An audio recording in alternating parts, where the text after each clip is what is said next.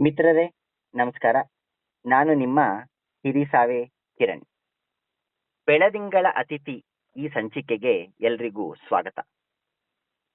ಇತ್ತೀಚೆಗೆ ಸಾಹಿತ್ಯ ಸಮಾರಂಭಗಳೆಂದರೆ ಪುಸ್ತಕ ಬಿಡುಗಡೆ, ಪ್ರಶಸ್ತಿ ಪ್ರದಾನ ಅಥವಾ ಅಭಿನಂದನಾ ಸಮಾರಂಭಗಳೇ ಹೆಚ್ಚು. ಇಂಥಲ್ಲಿ ಕೇಳುವ ಮಾತುಗಳು ಬಹುತೇಕ ಓಲೈಸುವ ಗುಣವನ್ನು ಹೊಂದಿರುತ್ತವೆ. ಇನ್ನು ಚಳವಳಿ ಸಂಬಂಧಿತ ಸಾಹಿತ್ಯ ಸಮಾರಂಭದಲ್ಲಿ ಸಾಹಿತ್ಯಕ್ಕಿಂತಲೂ ಸಾಮಾಜಿಕ ಕಾಳಜಿಯ ಮಾತುಕತೆಗಳಿಗೆ ಹೆಚ್ಚಿನ ಒತ್ತಿರುತ್ತದೆ. ಸುಮ್ಮನೆ ಲೇಖಕರ ಜೊತೆ ಕುಳಿತು ಅವರ ಬರಹ, ಬದುಕು, ಓದು, ಹವ್ಯಾಸ ಅರಿತುಕೊಳ್ಳುವ ವೇದಿಕೆಗಳು ಅಪರೂಪವಾಗುತ್ತಿವೆ.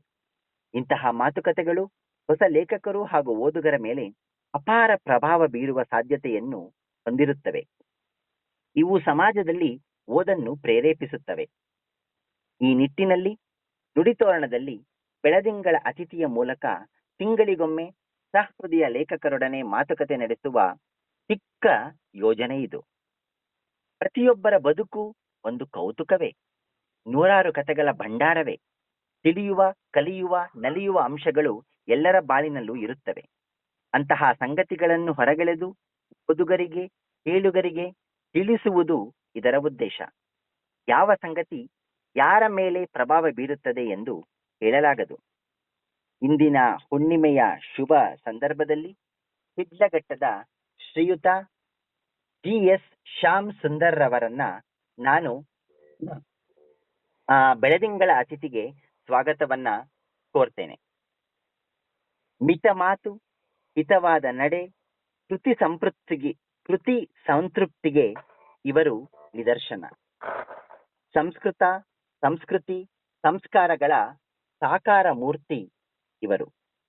ಸಾಹಿತ್ಯ, ಕಲೆ, ಸಂಗೀತ, ಪಿಟೀಲು, ಕೃಷಿ, ಅಧ್ಯಾಪನ ಹೀಗೆ ಹಲವು ನೈಪುಣ್ಯಗಳ ಸಾಕಾರ ಮೂರ್ತಿ ಶ್ರೀಯುತರು. ಶಿಡ್ಲಘಟ್ಟದಲ್ಲಿ ಹುಟ್ಟಿ ಸಾಮಗಾನ ಬಿಡುಗಡೆ ಮಾಡಿ ಮುಕ್ತಕ ಮಂದಾರವನ್ನು ಸೃಜಿಸಿ ನಾಡಿನೆಲ್ಲೆಡೆ ಮನೆ ಮಾತಾದ ಹಿರಿಯರು ಶ್ರೀಯುತರು. ಎಲ್ಲಕ್ಕಿಂತ ಹೆಚ್ಚಾಗಿ ನೋಡಿದರೆ ಸಾಕು ಕಾಲಿಗೆ ಬಿದ್ದು ನಮಸ್ಕರಿಸಬೇಕು ಎನ್ನುವ ಸರಳ ಸಜ್ಜನ ಆಧ್ಯಾತ್ಮಿಕ ಹೊಳಪಿರುವವರು ಶ್ರೀಯುತ ಶ್ಯಾಮ್ ಸುಂದರ್ ಸರ್ ಅವರು. ಬನ್ನಿ ಶ್ರೀಯುತ ಶ್ಯಾಮ್ ಸುಂದರ್ ಅವರ ಬದುಕು ಬರಹ ಅರಿಯೋಣ, ಒಂದಿಷ್ಟು ಕಲಿಯೋಣ. ನಮಸ್ತೆ ಶ್ಯಾಮ್ ಸುಂದರ್ ಸರ್, ಹೇಗಿದ್ದೀರಾ? ಸರ್ ನಮಸ್ಕಾರ, ಆರಾಮಾಗಿದ್ದೀನಿ ಸರ್. ಸರ್, ಸಂದರ್ಶನ ಶುರು ಮಾಡೋಣವೇ? ಸರ್ ಮಾಡಿ ಸರ್. ಸರ್ ಹೇಳಿ, ಮೊದಲು ನಿಮ್ಮ ಹುಟ್ಟು, ಬಾಲ್ಯ, ತಂದೆ ತಾಯಿ ಇವುಗಳಿಂದನೇ ನಾವು ಶುರು ಮಾಡೋಣ. ಬ್ರೀಫ್ ಆಗಿ ಸ್ವಲ್ಪ ಅದರ ಬಗ್ಗೆ ಹೇಳಿ ಸರ್. ಖಂಡಿತ. ನಮ್ಮದು ಹುಟ್ಟೂರು ಶಿಡ್ಲಘಟ್ಟ ತಾಲೂಕಿನ ಗಂಜಿಗುಂಟೆ ಅಂತ. ನಮ್ಮ ತಂದೆಯವರು ಶಾನುಭೋಗ್ ನರಸಿಂಹಮೂರ್ತಿಗಳು ಅಂತ ಶಾನುಭೋಗರಾಗಿ ಸುಮಾರು ವರ್ಷ ಕೆಲಸ ಮಾಡಿದ್ರು. ತದನಂತರದಲ್ಲಿ ಅಂಚೆ ಕಚೇರಿಯ ಪೋಸ್ಟ್ ಮಾಸ್ಟರ್ ಆಗಿದ್ರು. ಆಮೇಲೆ ವ್ಯವಸಾಯನೂ ಮುಂದುವರ್ಸ್ಕೊಂಡ್ ಬಂದಿದ್ರು. ನಮ್ಮ ಚಿಕ್ಕ ವಯಸ್ಸಿನಲ್ಲಿ ಆಗಿನ ಕಾಲದಲ್ಲಿ ಎಲ್ಲರ ಮನೆಗಳಲ್ಲೂ ಕಷ್ಟಗಳೇ, ಅದು ಕಾರಣ ಗೊತ್ತಿಲ್ಲ. ಆಗಿನ ಕಾಲ ಒಂಥರ ಬರಗಾಲವಿದ್ದಂತೆ ಇತ್ತು. ಅದರ ಮಧ್ಯೆ ನಾವು 6 ಜನ ಅಣ್ಣ ತಮ್ಮಂದ್ರು, ಅಕ್ಕ ಒಬ್ರು. ಇಷ್ಟು ಜನ ಸಾಕೋದು ಸ್ವಲ್ಪ ಕಷ್ಟವಾದ್ರೂ ಕೂಡ ಅವರು ಯಾವುದೇ ಅಡ್ಡದಾರಿಗಳು ಹಿಡಿದೆ ನಮ್ಮನ್ನೆಲ್ಲ ಸಾಕಿ ಬೆಳೆಸಿದ್ರು. ಇನ್ನ ನಮ್ಮ ತಾಯಿ ಬಗ್ಗೆ ಹೇಳಬೇಕು ಅಂದ್ರೆ, ನಮ್ಮ ತಂದೆಯವರು ಹರಿದಾಸರಾಗಿದ್ರು, ಹರಿಕಥಾ ವಿದ್ವಾಂಸರಾಗಿದ್ರು, ಪಿಟೀಲ್ ನುಡಿಸ್ತಾ ಇದ್ರು, ಸಾಹಿತಿಗಳು ಆಗಿದ್ರು. ರಾಮಾಯಣ ಮಹಾಭಾರತಗಳನ್ನ ದೇವಾಲಯದಲ್ಲಿ ಓದಿ ಅದಕ್ಕೆ ವಿವರಣೆ ಕೊಟ್ಟು ಎಲ್ಲ ಮಾಡ್ತಾ ಇದ್ದಂಥವರಿದ್ರು. ಅದರ ಪ್ರಭಾವ ನಮ್ಮಲ್ಲಿ ಒಂದು ಸಾಂಸ್ಕೃತಿಕ ಹಿನ್ನೆಲೆ ಬೆಳೆಯಕ್ಕೆ ಅವಕಾಶ ಆಗಿತ್ತು. ಮತ್ತೆ ತಾಯಿ ಆಕಿ ಕೊಡುಗೈ ದಾನಿ, ಊರಿನ ಜನಕ್ಕೆ ಅನ್ನಪೂರ್ಣೇಶ್ವರಿ. ಆಕೆ ಕೈನಲ್ಲಿ ಊಟ ಮಾಡದೇ ಇರುವ ಯಾರು ಇಲ್ಲ ಅಂತ ಹೇಳ್ಬಹುದು. ಆ ಮಟ್ಟಕ್ಕೆ ಊಟ ಬಡಿಸ್ತಾ ಇದ್ರು. ಜೊತೆಗೆ ಊರಿನ ಯಾವುದೇ ಹೆಣ್ಣು ಮಕ್ಕಳಿಗೆ, ಪರ್ಟಿಕ್ಯುಲರ್ಲಿ ಬಸರಿ ಮಕ್ಕಳಿಗೆ ತೊಂದರೆ ಆದ್ರೆ, ಒಂದು ನಿಮಿಷ, ಹಲೋ ಮುಂದುವರಿಸಿ ಸರ್. ಮುಂದುವರಿ. ತಾಯಿ ಆ ಊರಿನ ಎಲ್ಲ ಹೆಣ್ಣು ಮಕ್ಕಳಲ್ಲಿ ವಿಶೇಷವಾದಂತಹ ಕಾಳಜಿ ಇಟ್ಕೊಂಡಿದ್ರು. ಚಿಕ್ಕ ಮಕ್ಕಳಿರ್ಬೋದು, ದೊಡ್ಡ ಮಕ್ಕಳಿರ್ಬೋದು, ಯಾವುದೇ ಜಾತಿ ಕುಲ ಅಂತಕ್ಕಂಥ ಭೇದವಿಲ್ಲದೆ ಎಲ್ಲರನ್ನು ಟ್ರೀಟ್ ಮಾಡ್ತಾ ಇದ್ರು.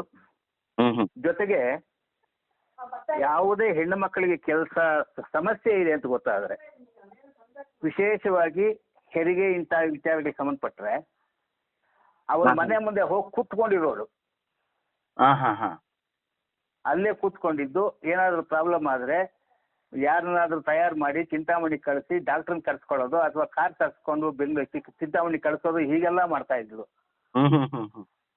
ಊರಿನಲ್ಲಿ ಯಾರದೇ ಮನೆ ಒಳಗೆ ಮೊದಲು ಮದುವೆ ಅಂತ ತೀರ್ಮಾನ ಆದ್ರೆ ಬಂದು ಅಮ್ಮನ ಹತ್ರ ಏನಾದ್ರು ಕೊಡಿ ಅಮ್ಮ, ಮದುವೆ ಮುಂದುವರಿಸ್ತಾ ಇದೀವಿ, ನಿಮ್ ಕೈಯಿಂದ ಕೊಡಿ ಅಂತ ಕೇಳ್ತಾ ಇದ್ರು. ಆ ಮಟ್ಟಕ್ಕೆ ನಮ್ಮ ತಾಯಿ ಎಲ್ಲರೊಂದಿಗೆ ಬೆಳೆದು ಬಂದವಳು. ಹಾಗಾಗಿನೇ ನಮ್ಮಲ್ಲಿ ಕೂಡ ಆ ಒಂದು ಸೌಜನ್ಯತೆ ಬಂದಿದೆ ಅಂತ ಹೇಳಿದ್ರೆ ತಪ್ಪಾಗ್ಲಾರ್ದು. ಖಂಡಿತ ಖಂಡಿತ ಸರ್, ನಿಮ್ಮನ್ನ ನೋಡಿದ್ರೇನೆ ಗೊತ್ತಾಗತ್ತೆ. ಅದಕ್ಕೆ ಮುನ್ನುಡಿನಲ್ಲಿ ಹೇಳಿದೆ ನಾನು, ನೋಡಿದ ತಕ್ಷಣ ನಮಸ್ಕರಿಸಬೇಕು ಅನ್ನೋ ಭಾವ ನಿಮ್ದು. ಸರ್, ಒಂದ್ ನಿಮಿಷ ನಿಮ್ ತಂದೆಗ್ ಬರೋಣ. ಹರಿಕಥಾ ವಿದ್ವಾಂಸರು ಅಂತ ಹೇಳಿದ್ರಿ. ಹರಿಕಥೆಗಳು ಅಂತಂದ್ರೆ ಈಗಿನ ಜನಕ್ಕೆ ಮರ್ತೇ ಹೋಗೋವಷ್ಟು ಆಗ್ಬಿಟ್ಟಿದೆ, ನಮ್ಮ ಮಕ್ಕಳ ಜನರೇಷನ್ಗಂತೂ. ಆಗಿನ ಕಾಲದ ಹರಿಕಥೆಗಳ ಬಗ್ಗೆ ಸ್ವಲ್ಪ ಹೇಳಿ, ಹೇಗೆ ನಿಮ್ಮ ಮೇಲೆ ಪ್ರಭಾವ ಬೀರ್ತು, ಯಾವ ಹರಿಕಥೆಗಳಿಗೆ ಹೋಗಿದ್ದೀರಾ, ಏನ್ ನೆನಪಿದೆ? ಆಗ ಅಪ್ಪ ಮಾಡ್ತಾ ಇದ್ದು ವಿಶೇಷವಾಗಿ ಭದ್ರಾಚಲ ರಾಮದಾಸರ ಕಥೆ ಮಾಡ್ತಾ ಇದ್ರು, ಭಕ್ತ ಪ್ರಹ್ಲಾದ ಮಾಡ್ತಾ ಇದ್ರು. ಆಮೇಲೆ ಸಿನಿಮಾತ್ಮಕ ಕಥೆಗಳು ಯಾವ್ದು ಮಾಡ್ತಾ ಇರ್ಲಿಲ್ಲ. ರಾಮಾಯಣದಲ್ಲಿ ಧ್ರುವ ಚರಿತ್ರೆ ಅಂತ ಮಾಡೋರು. ಈಗ ಒಂದು 5-6 ಹರಿಗ ಹನುಮದ್ ವಿಲಾಸ, ಇವುಗಳನ್ನ ತಾವು ಕತೆ ಮಾಡ್ತಾ ಇದ್ರು. ಈ ಕಥೆ ಅಂತಂದ್ರೆ ಮಧ್ಯೆ ಮಧ್ಯೆ ಹಾಡುಗಳು, ಹೌದು, ಪದ್ಯಗಳು, ಹೌದು. ಅಂದುಗಲೊಡಿಂದುಲೇಡನಿ ಸಂದೇಹಮುವಲದು, ಈಗ ನಮ್ಮಪ್ಪ ಹಾಡ್ತಾ ಇದ್ರೆ ಮೈ ಜುಮ್ ಅಂತ ಹೋಗೋದು. ಅಷ್ಟು ಅದ್ಭುತವಾಗಿ ಹಾಡ್ತಾ ಇದ್ರು. ಮಧ್ಯೆ ಮಧ್ಯೆ ಸಣ್ಣ ಸಣ್ಣ ನಗುವಂತ ಚುಟ್ಕಗಳನ್ನ ಹೇಳ್ತಾ ಇದ್ರು. ಹೆಚ್ಚು ಇದಕ್ಕೆ ಕಥೆಗೆ ಒಲವು ಜಾಸ್ತಿ ಇತ್ತು. ಸಂಪೂರ್ಣವಾಗಿ ಕಥೆಯನ್ನ ಹೇಳ್ತಾ ಇದ್ರು. ಆಗಿನ ಕಾಲದಲ್ಲಿ ಸಾಯಂಕಾಲ 8, 8:30, 9ಕ್ಕೆ ಕಥೆ ಪ್ರಾರಂಭ ಆದ್ರೆ ಬೆಳಗಿನ ಜಾವ 4:30, 5 ಗಂಟೆ ತನಕ ಆಗೋದು. ಅದಲ್ಲದೆ ಬೇರೆ ಕಥೆಗಳಿಗೆ ಪಿಟೀಲ್ ನುಡ್ಸಕ್ಕೂ ಹೋಗ್ತಾ ಇದ್ರು.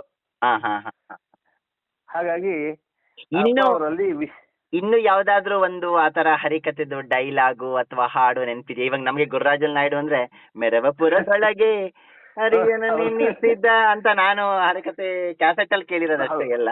ನಿಜ ನಿಜ. ಆತರ ಯಾವ್ದಾರ ನೆನಪಿದ್ರೆ ಹಾಡಿ.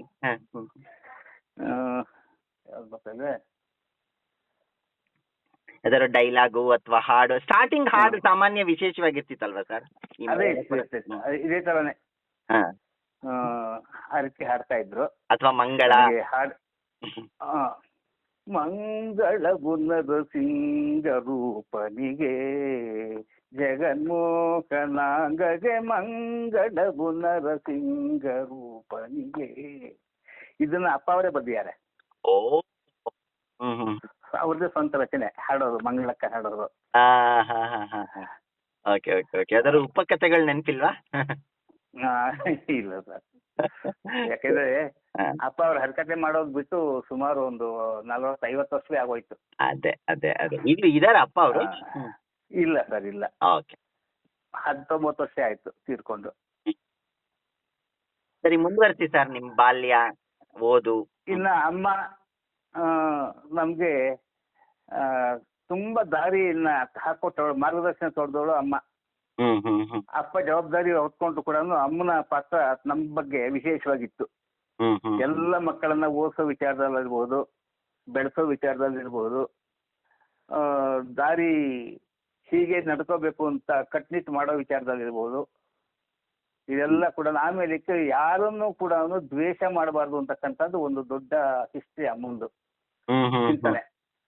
ಆ ಚಿಂತನೆ ಎಲ್ಲಾರು ನಮ್ಮ ಅಣ್ತಮ್ಮಂದ್ರು ಎಲ್ರಿಗೂ ಬಂದಿದೆ. ಅದೊಂದು ವಿಶೇಷ. ನಾವು 6 ಜನ ಅಣ್ತಮ್ಮಂದ್ರು, ಎಲ್ರೂ ಉದ್ಯೋಗಗಳಲ್ಲಿ ಇದಾರೆ. ಈಗ ಒಬ್ಬನಿದಾನೆ, ಮಿಕ್ಕಿದ ಎಲ್ಲ ನಿವೃತ್ತಿ ಆಗಿದ್ದೀವಿ. ಸರಿ. ಎಲ್ಲ ಸಂಗೀತ ಎಲ್ಲಾರ್ಗೂ ಬಂತು. ಅಮ್ಮ ಚೆನ್ನಾಗಿ ಹಾಡೋರು. ಅಮ್ಮ ತುಂಬಾ ಚೆನ್ನಾಗಿ ಹಾಡೋರು. ಜೊತೆ ಒಳಗೆ ಎಷ್ಟ್ರ ಮಟ್ಟಿಗೆ ಹಾಡ್ತಾ ಇದ್ರು ಅಂತಂದ್ರೆ ಊರಿನ ಜನ ಹೇಳ್ತಾ ಇದ್ರು, ಅಮ್ಮಯ್ಯ ಗೊಂತುಲೋನೇ ಸ್ವರ ತಿಪ್ತುಂದಿ ಅಂತ. ಕಂಠದಲ್ಲಿ ತಿಳಿಸ್ತಾರೆ ಸ್ವರಗಳನ್ನ ಅಂತ ಹೇಳ್ತಾ ಇದ್ರು. ಆಮೇಲೆ ಊರಿನಲ್ಲಿ ಯಾವುದೇ ಮದುವೆ ಮೆರವಣಿಗೆಗಳು ಬಂದ್ರೆ ನಮ್ಮ ಮನೆ ಮುಂದೆ ನಾದಸ್ವರದ ಕೂತ್ಕೊಂಡು ಒಂದು ಅರ್ಧ ಗಂಟೆ ಒಂದು ದೊಡ್ಡ ದೊಡ್ಡ ರಾಗಗಳನ್ನ ನುಡಿಸಿ ಅಪ್ಪ ಅವ್ರ ಹತ್ರ ಸಂಭಾವನೆ ಏನಾದ್ರು ತಗೊಂಡು ಹೋಗೋರು. ಇದೆಲ್ಲ ಆಗ ಅಪ್ಪ ಅಮ್ಮನ ವಿಚಾರ. ಅಕ್ಕ ಅಂತೂ ಎಳೆ ಮಕ್ಕಳನ್ನ ನಾವು ಹುಡುಗರಾಗಿದ್ದಾಗ ನೆಲದ ಮೇಲೆ ಕೂಡಕ್ ಬಿಡ್ತಾ ಇರ್ಲಿಲ್ಲ. ತನ್ನ ಲಂಗನ ಹಾರಾಡ್ಬಿಟ್ಟು ಅದ್ರ ಮೇಲೆ ಕೂಡ್ಸ್ಕೊಂಡು ಆಟ ಆಡ್ಕೋತಾ ಇದ್ಲು. ಯಾವತ್ತೂ ನೆಲದ ಮೇಲೆ ಮಕ್ಕಳು ಕೂತ್ಕೋಬಾರ್ದು ಆಕಿ ಲೆಕ್ಕದಲ್ಲಿ. ಹುಡುಗಿ ತನ್ನ ಲಂಗನ ಅಗಲಕ್ಕೆ ಚಾಚ್ಬಿಟ್ಟು ಅದ್ರ ಮೇಲೆ ಮಗುನ ಕೂತ್ಕೊಂಡು ಈ ಕಡೆ ಆಡ್ತಾ ಇದ್ಲು. ಆಯ್ತಾ, ಈ ರೀತಿ ನಮ್ಮ ಫ್ಯಾಮಿಲಿ ಬ್ಯಾಕ್ ಗ್ರೌಂಡ್ ಅಲ್ಲಿ ಬಂದಿದೆ. ಅಂತಮ್ಮಂದ್ರು ತುಂಬಾ ಸಪೋರ್ಟ್ಫುಲ್ ಇದ್ದಾರೆ ನಂಗೆ ಈಗಲೂ ಕೂಡ. ಇನ್ನು ನನ್ನ ಬಾಲ್ಯದಲ್ಲಿ ಸ್ಕೂಲ್ ಪ್ರಾಥಮಿಕ ಶಾಲೆ ಗಂಜಿಗುಂಟೆ ಒಳಗೆ ನಡೀತು. ಆ ಗಂಜಿಗುಂಟೆ ಒಳಗೆ ನಡೆಯೋ ಕಾಲದಲ್ಲಿ ನನಗೆ ಮಿಡ್ಲಿ ಸ್ಕೂಲ್ನಲ್ಲಿ ಗಂಗಯ್ಯನವರು ಅಂತ ಆ ಮಾಸ್ಟ್ರು ಗಣಿತದಲ್ಲಿ ವಿಶೇಷವಾದಂತ ಕಾಳಜಿ ಕೊಡ್ತಾ ಇದ್ರು. ಪ್ರತಿ ಒಂದು ಲೆಕ್ಕವನ್ನು ಬೋರ್ಡ್ ಮೇಲೆ ನನ್ನ ಕೈಯಲ್ಲೇ ಮಾಡಿಸ್ತಾ ಇದ್ರು. ಹಾಗಾಗಿ ಅದೇನೋ ನನಗೆ ಮನಸ್ಸಿನಲ್ಲಿ ಗಣಿತದಲ್ಲಿ ಹೆಚ್ಚಿನ ಆಸಕ್ತಿ ಬಂತು. ಮನೆ ಒಳಗೆ ಅಪ್ಪ ಪಾಠ ಮಾಡೋರು SSLC ಹುಡುಗರಿಗೆ, ಫ್ರೀ ಪಾಠ. ಎಲ್ಲೆಲ್ಲಿ ಫೇಲ್ ಆಗಿರೋ ಹುಡುಗರು ಇರ್ತಾರೆ ಅವ್ರನ್ನೆಲ್ಲ ಕರ್ಸ್ಕೊಂಡು ಮನೆ ಕೂತ್ಕೊಂಡು ಪಾಠ ಮಾಡಿ ಪಾಸ್ ಮಾಡ್ಸೋರು, ಸಮಾಜ ಸೇವೆ ಅಂತ. ಸೊ ಅವ್ರಿಗೆ ಪಾಠ ಮಾಡುವಾಗ ನಾನು ಬಾಗಿಲಲ್ಲಿ ಕೂತ್ಕೊಂಡು ಕೇಳ್ತಾ ಇರ್ತಾ ಇದ್ದೆ. ಹಾಗಾಗಿ ನನಗೆ ಹೆಚ್ಚಿನ ಪ್ರಭಾವ ಅದು ಬೀರ್ತು. ಪ್ರಾಥಮಿಕ ಶಾಲೆ ಮುಗಿದ ಮೇಲೆ ಹೈಸ್ಕೂಲ್ ಹೋದೆ. ಅಲ್ಲಿ ನನ್ನ ವ್ಯಾಸಂಗ ಕುಂಠಿತಗೊಳ್ಳಕ್ ಶುರು ಆಯ್ತು. ದಿನಕ್ಕೆ ಒಂದು ಸಿನಿಮಾ ನೋಡ್ತಾ ಇದ್ದೆ. ಶನಿವಾರ ಭಾನುವಾರ ಆದ್ರೆ 3 ಸಿನಿಮಾ ನೋಡ್ತಾ ಇದ್ದೆ. ಹೀಗಾಗ್ಬಿಟ್ಟು ಸಿನಿಮಾ ನೋಡೋ ಹುಚ್ಚಲ್ಲಿ ಓದನ್ ಬಿಟ್ಟೆ. 71ರಲ್ಲಿ SSLC ಒಳಗೆ 4 ವಿಷಯಗಳಲ್ಲಿ ಫೇಲ್ ಆದೆ. ಆಮೇಲೆ ವ್ಯವಸಾಯದ ಕಡೆಗೆ ಬಂದೆ. ಸರ್, ಒಂದ್ ನಿಮಿಷ ಸಿನಿಮಾ ಬಗ್ಗೆ ಬರೋಣ. ವ್ಯವಸಾಯಕ್ಕೆ ಹೋಗೋ ಮೊದ್ಲು ಅಲ್ಲ, ಈಗ ಅಮೆಜಾನ್ ನೆಟ್ಫ್ಲಿಕ್ಸ್ ಗಳಲ್ಲಿ ದಿನಕ್ಕೆ 3 ನೋಡ್ಬೋದು. ಓಕೆ, ಒಪ್ಕೋತೀನಿ, ಮನೇಲಿ ಕೂತ್ಕೊಂಡು. ಅವಾಗ ನೀವು ಟಾಕೀಸ್ ಫಸ್ಟ್ ಆಫ್ ಆಲ್ ಶಿಡ್ಲಘಟ್ಟದಲ್ಲಿ ಅಷ್ಟೆಲ್ಲ ಥಿಯೇಟರ್ಗಳಿತ್ತ? ಅಷ್ಟೊಂದು ಸಿನಿಮಾಗಳು ಬರ್ತಿತ್ತ? ಸರ್, ಚಿಂತಾಮಣಿ ಒಳಗೆ ನಾವು ಅವಾಗ ಓದ್ತಾ ಇದ್ದಿದ್ದು. ಓಕೆ. ಚಿಂತಾಮಣಿ ಒಳಗೆ 3 ಸಿನಿಮಾ ಥಿಯೇಟರ್ ಇದೆ. ಸರಿ. Geeta talkies, diamond talkies, SLN talkies ಅಂತ ಇತ್ತು. ಗೀತಾ, ಡೈಮಂಡ್, SLN ಲಕ್ಷ್ಮೀ ನರಸಿಂಹ ಅಂತ, SLN ಟಾಕೀಸ್ ಅಂತ.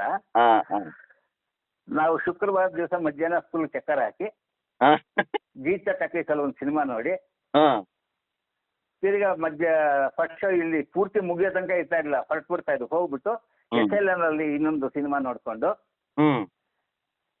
ಅಲ್ಲೇ ಹೋಟ್ಲಲ್ಲಿ ಊಟ ಮಾಡ್ಕೊಂಡು, ನವೀನ್ ಅಂತ ಒಂದು ಹೋಟ್ಲ್ ಇತ್ತು, ಇವಾಗಿಲ್ಲ ಅದು, ಅಲ್ಲಿ ಊಟ ಮಾಡ್ಕೊಂಡು ಡೈಮಂಡ್ ಥಿಯೇಟರ್ ಹೋಗಿ ರಾತ್ರಿ 12:30 1 ಗಂಟೆಗೆ ಆ ಸಿನಿಮಾ ಮುಗಿಸ್ಕೊಂಡು ಬಂದು ರೂಮಲ್ಲಿ ಬಿದ್ಕೊಂಡಿದ್ದು ಬೆಳಿಗ್ಗೆ ಸ್ಕೂಲ್ಗೆ ಹೋಗಿ ಹೊರಟು ಬರ್ತಾ ಇದ್ದು. ಹೀಗಾಗಿ ನಂದು ಓದು ಸಿಕ್ಕಾಬಟ್ಟೆ ಹಿಂದೆ ಬಿದ್ದೋಯ್ತು. ಅದೇನು ಸಿನಿಮಾ ಹುಚ್ಚ ಆಗ. ಅದು ಕೇವಲ 40 ಪೈಸೆ ನಮ್ಗೆ ಟಿಕೆಟ್. ಯಾವ್ದು ಸರ್? ಯಾವ್ದಾರು ಒಂದು ಸಿನಿಮಾ ಬಹಳ ಖುಷಿ ಪಟ್ಟು ನೋಡಿದ್ದು ನೆನ್ಪಿರೋದಿದ್ರೆ ಹೇಳಿ. ಅಣ್ಣವ್ರದ್ದು, ಇನ್ಯಾವ್ದಾರ್ದು? ಸರ್, ಆ ಕಡೆ ಅವಾಗ ತೆಲುಗು ಸಿನಿಮಾ ಜಾಸ್ತಿ. Telugu? Okay okay. Telugu NT ರಾಮರಾವ್ದು, ಅಕ್ಕಿನಿ ನಾಗೇಶ್ವರವ್ದು, ಶೋಭನ್ ಬಾಬು, ಈ ಸಿನಿಮಾಗಳು ಜಾಸ್ತಿ. ಹಾಗಾಗಿ ಆ ಸಿನಿಮಾಗಳದ್ದು ಜಾಸ್ತಿ ಇತ್ತು. ಯಾರು ಸರ್ ನಿಮ್ಮ ನೆಚ್ಚಿನ ನಟ ಅವಾಗ ತೆಲುಗುನಲ್ಲಿ? Sir, NTR. NTR. Okay okay. NTR. ಯಾಕೆಂತಂದ್ರೆ ಅವಾಗ ವಿಶೇಷವಾಗಿ ಈ ಪೌರಾಣಿಕ ಕಥೆಗಳು ಜಾಸ್ತಿ ಬರ್ತವೆ ಸಿನಿಮಾಗಳು. ಅದು ಸ್ವಲ್ಪ ಹೆಚ್ಚಿಗೆ ಆಸಕ್ತಿ ಇರ್ತಾ ಇತ್ತು. ಸಾಮಾಜಿಕನೂ ಇರ್ತದ, ಬಟ್ ಅವಾಗಿನ ಕಾಲದಲ್ಲಿ ಚೆನ್ನಾಗಿ ಬಂದ ಸಿನಿಮಾಗಳು ಅವೆಲ್ಲ. NTR ಸಿನಿಮಾ ಕತೆ ಇರೋದು ಮುಖ್ಯ. ಇವಾಗನಾಗೆ ಬರೀ ಆರ್ಭಟ ಇರ್ತಾ ಇರ್ಲಿಲ್ಲ, ವಲ್ಗರ್ ಲ್ಯಾಂಗ್ವೇಜ್ ಇರ್ತಾ ಇರ್ಲಿಲ್ಲ. ಇವಾಗ ನಿನ್ ಮಗನೇ ಅನ್ನೋ ಸಹಜ ಆಗೋಗಿದೆ, ಪ್ರತಿಯೊಬ್ಬನು ಮಾತಾಡ್ತಾನೆ ಆ ಮಾತು. ಅವಾಗ ಅಷ್ಟು ವಲ್ಗರ್ ಭಾಷೆಯೇ ಇರ್ತಾ ಇರ್ಲಿಲ್ಲ. ಯಾವುದೇ ಸಿನಿಮಾ ತಗೊಂಡ್ರು ಪಡ್ಪೆಟ್ಲೆಲ್ಲ ಇರೋದು, ಆದ್ರೆ ಭಾಷೆ ಒಳಗೆ ಕೆಟ್ಟದಾಗಿ ಇರ್ತಾ ಇರ್ಲಿಲ್ಲ. ಹೌದು ಹೌದು. ಅದೊಂದು ವಿಶೇಷ ಆಗಿನ ಕಾಲ. ಯಾವ್ದು ನೆನಪಿದೆ ಸರ್ NTR ಸಿನಿಮಾ ಅವಾಗ? ಸರ್ ಮಾಯಾ ಬಜಾರ್ ನಾನು ಸುಮಾರು ಒಂದು 20 ಸರ್ತಿ ನೋಡಿರ್ತೀನಿ. ಓಕೆ ಓಕೆ ಸರ್, ಅದರಲ್ಲಿ ನಿಮ್ಮನ್ನ ನೋಡಿದ್ರೆ ನಮ್ಗೆ ಏನೋ ಭಾವನೆ ಬರುತ್ತೆ, ಈ ತರ ಹಿನ್ನೆಲೆ ಎಲ್ಲ ಇದೆ ಅಂತ ಗೊತ್ತಿರ್ಲಿಲ್ಲ ನೋಡಿ. ಮಾಯಾ ಬಜಾರು, ಮಾಯಾ ಬಜಾರು, ಕೊಂಡಿಂಟಿ ಕಾಪುರಮ್ಮು, ಕೊಂಡಂಟಿ ಕಾಪುರಂ, ಕೊಂಡಂಟಿ ಕಾಪುರಂ, ಕೊಂಡಂಟಿ ಕಾಪುರಂ ಅಂದ್ರೆ ಹಣ್ಣಿನಂತ ಸಂಸಾರ ಅಂತ. ಓ ಸರಿ ಸರಿ ಸರಿ. ಅಡವಿ ರಾಮುಡು, ಬಲೆರಾಮುಡು, ಚಿಕ್ಕಡು ದೊರಕಡು, ಈ ರೀತಿ ಯಾವಾಗ ಒಂಥರ ಅದ್ರ ಇವಂದು ಯಾರು ಕಾಂತಾರಾವ್ ಅವರು ಹೀರೋ. ಓಕೆ. ಹಾಗಾಗಿ ತುಂಬಾ ಸಿನಿಮಾ ನೋಡ್ತಾ ಇದ್ದೆ. ಅದರ ಎಫೆಕ್ಟ್ ನನ್ನ ಜೀವನದ ಮೇಲೆ ತುಂಬಾನೇ ಬರೀ ಹೀರೋಗಳ ಬಗ್ಗೆ ಹೇಳ್ತಿದ್ದೀರಾ, ಹೀರೋಯಿನ್ಗಳ ಬಗ್ಗೆ ಹೇಳ್ತಿಲ್ಲ ನೀವು. ಸರ್ ಅವಾಗ ಜಮುನಾ, ಸಾವಿತ್ರಿ, ಸರೋಜಾದೇವಿ ಅವರು ತೆಲುಗು ಮಾಡಿದ್ದಾರೆ ಬೇಕಾದ್ರೆ. ಓ ಸರೋಜಾದೇವಿ ತೆಲುಗುನಾ? ತೆಲುಗು ಮಾಡಿದ್ದಾರೆ. ಜಗದೇಕ ವೀರನ ಕಥೆ ಒಳಗೆ ಹಾಕಿದ್ದು ಒಳ್ಳೆ ಪಾತ್ರ. ಓಹೋ. ಸಾವಿತ್ರಿ ಅಂತೂ ಹೇಳ್ತಿರದ ಬೊಂಬೆ ಅದು. ಆಯ್ತಾ, ಮಹಾನ್ ನಟಿ ಹಾಕಿ, ಅದರಲ್ಲಿ 2 ಮಾತಿಲ್ಲ. ಸರಿ ಸರಿ. ಜಯಲಲಿತಾ, ಅವರೆಲ್ಲ ಕೂಡ. ಜಯಲಲಿತಾ ತೆಲುಗು ಮಾಡಿದ್ರಾ?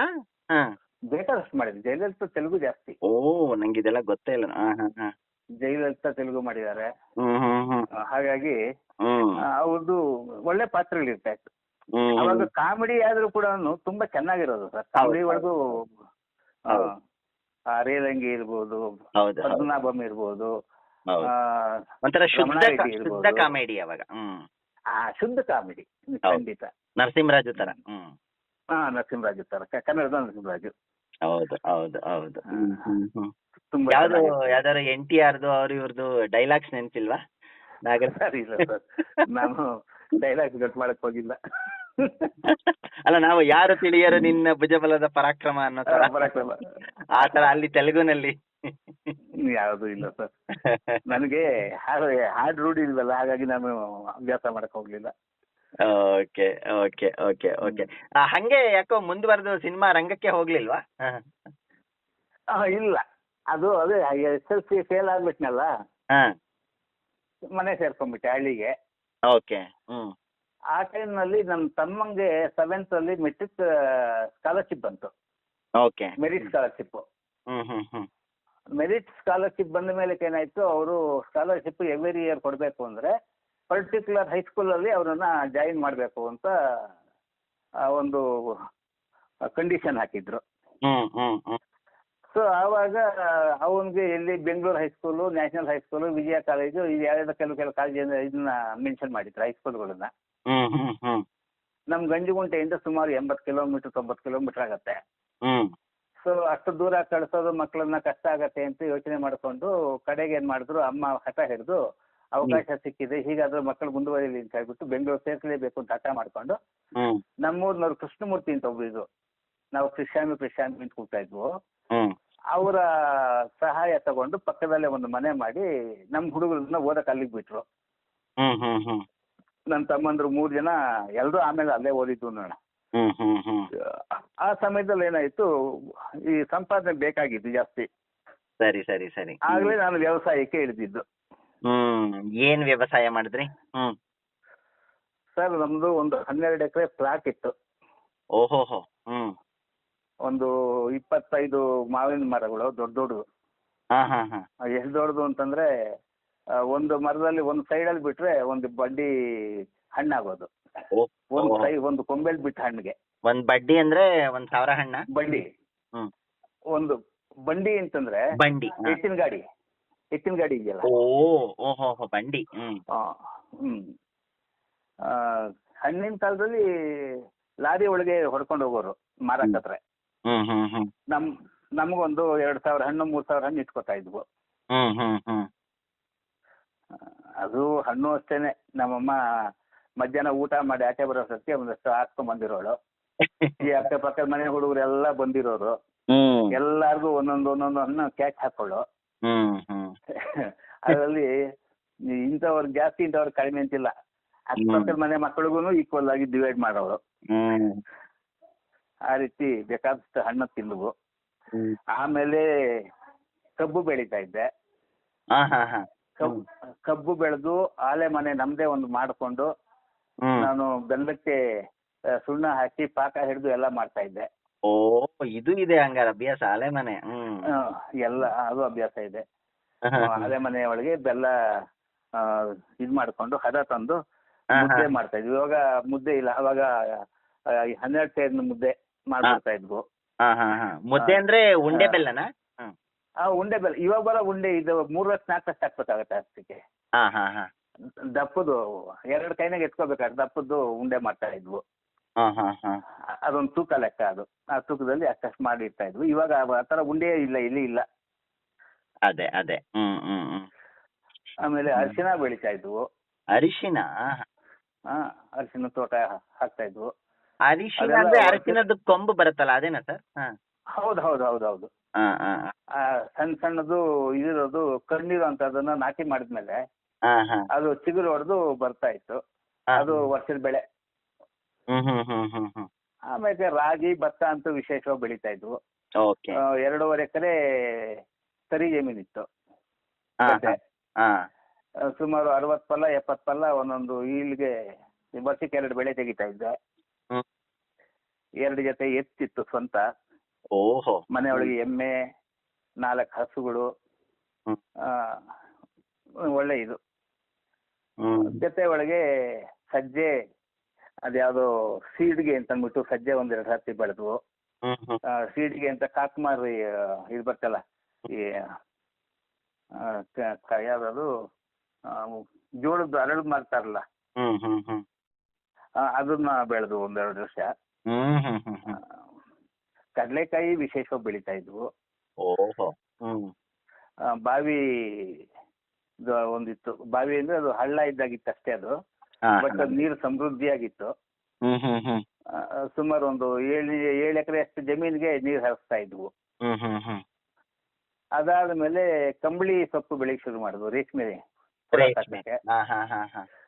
ರೇಷ್ಮೆ ಹುಳನು ಸಾಕಿದೆ. ಅದು ಇವಾಗ ಆದ್ರೆ ಸೆಂಟರ್ಸ್ ಅಲ್ಲಿ 2 ಜ್ವರ ಹೇಳೋ ತನಕ ಸಾಕ್ಬಿಟ್ಟು ಕೊಡ್ತಾರೆ. ಅವಾಗ ಹಾಗಿಲ್ಲ, ಮೊಟ್ಟೆ ನಾವೇ ತಂದ್ಬಿಡ್ತಾ ಇದ್ವು. ಅದು ಚಾಕಿ ಕಟ್ಟೋದು ಎಲ್ಲ ಕೂಡ ಆಗ್ಲಿಂದ ಅಭ್ಯಾಸ ಮಾಡಿಸ್ಕೊಂಡೆ. ನಾನೇ ಚಾಕಿ ಕಟ್ತಾ ಇದ್ದೆ. ಅವಾಗ 1 kg ಗೂಡು 20 ರೂಪಾಯಿ ಮಾಡ್ತಾ ಇದ್ವು. 20-25 ಸಿಕ್ ಬಿಟ್ರೆ ಒಳ್ಳೆ ಬೆಳೆ ಅಂತ. ಅದು ವಿಶೇಷ ಏನು ಸಂತೋಷ ಅಂದ್ರೆ, ನಮ್ಮೂರಿನಲ್ಲಿ ಸುಮಾರು 10 ಜನ ತಮ್ಮ ಬೆಳೆ ಕೆಟ್ಟೋಯ್ತು ಅಂತ ಆಚೆ ಕಡೆ ಬಿಸಾಕಿದ್ರು ನಮ್ಮ ಮನೆ ಬೆಳೆ ಕೆಡ್ತಾ ಇರ್ಲಿಲ್ಲ.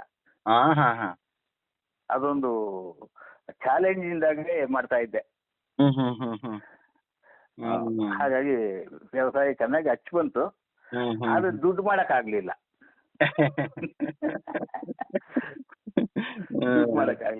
ಅದೇ ಅದೇ. ಬಟ್ ಸಮೃದ್ಧವಾದ ಬೆಳೆ, ಬಟ್ ದುಡ್ಡಿಲ್ಲ. ದುಡ್ಡಿಲ್ಲ. ಅದೇ ಅದೇ ಅದೇ.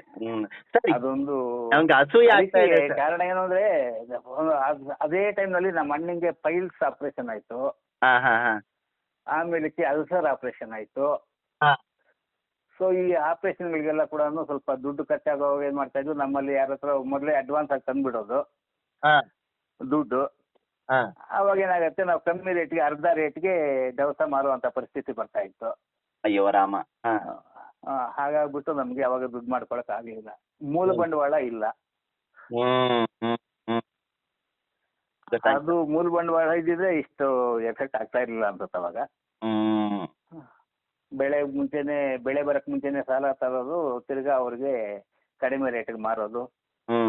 ಹೀಗಾಗಿ ನಮ್ಗೆ ತುಂಬಾನೇ ಲಾಸ್ ಆಗ್ತಾ ಇತ್ತು. ಸರ್, ಇವೆಲ್ಲ ನಿಮ್ಮ ಬರಹಗಳಲ್ಲಿ ಬಂದಿದ್ಯಾ? ಕವನಗಳಲ್ಲಿ, ಕಥೆಗಳಲ್ಲಿ? ಈ ಸಮೃದ್ಧವಾದ ಬಾಲ್ಯ ನಂಗೆ ಅಸೂಯೆ ಆಗ್ತಾ ಇದೆ ಸರ್ ನಿಮ್ಮ ಮೇಲೆ.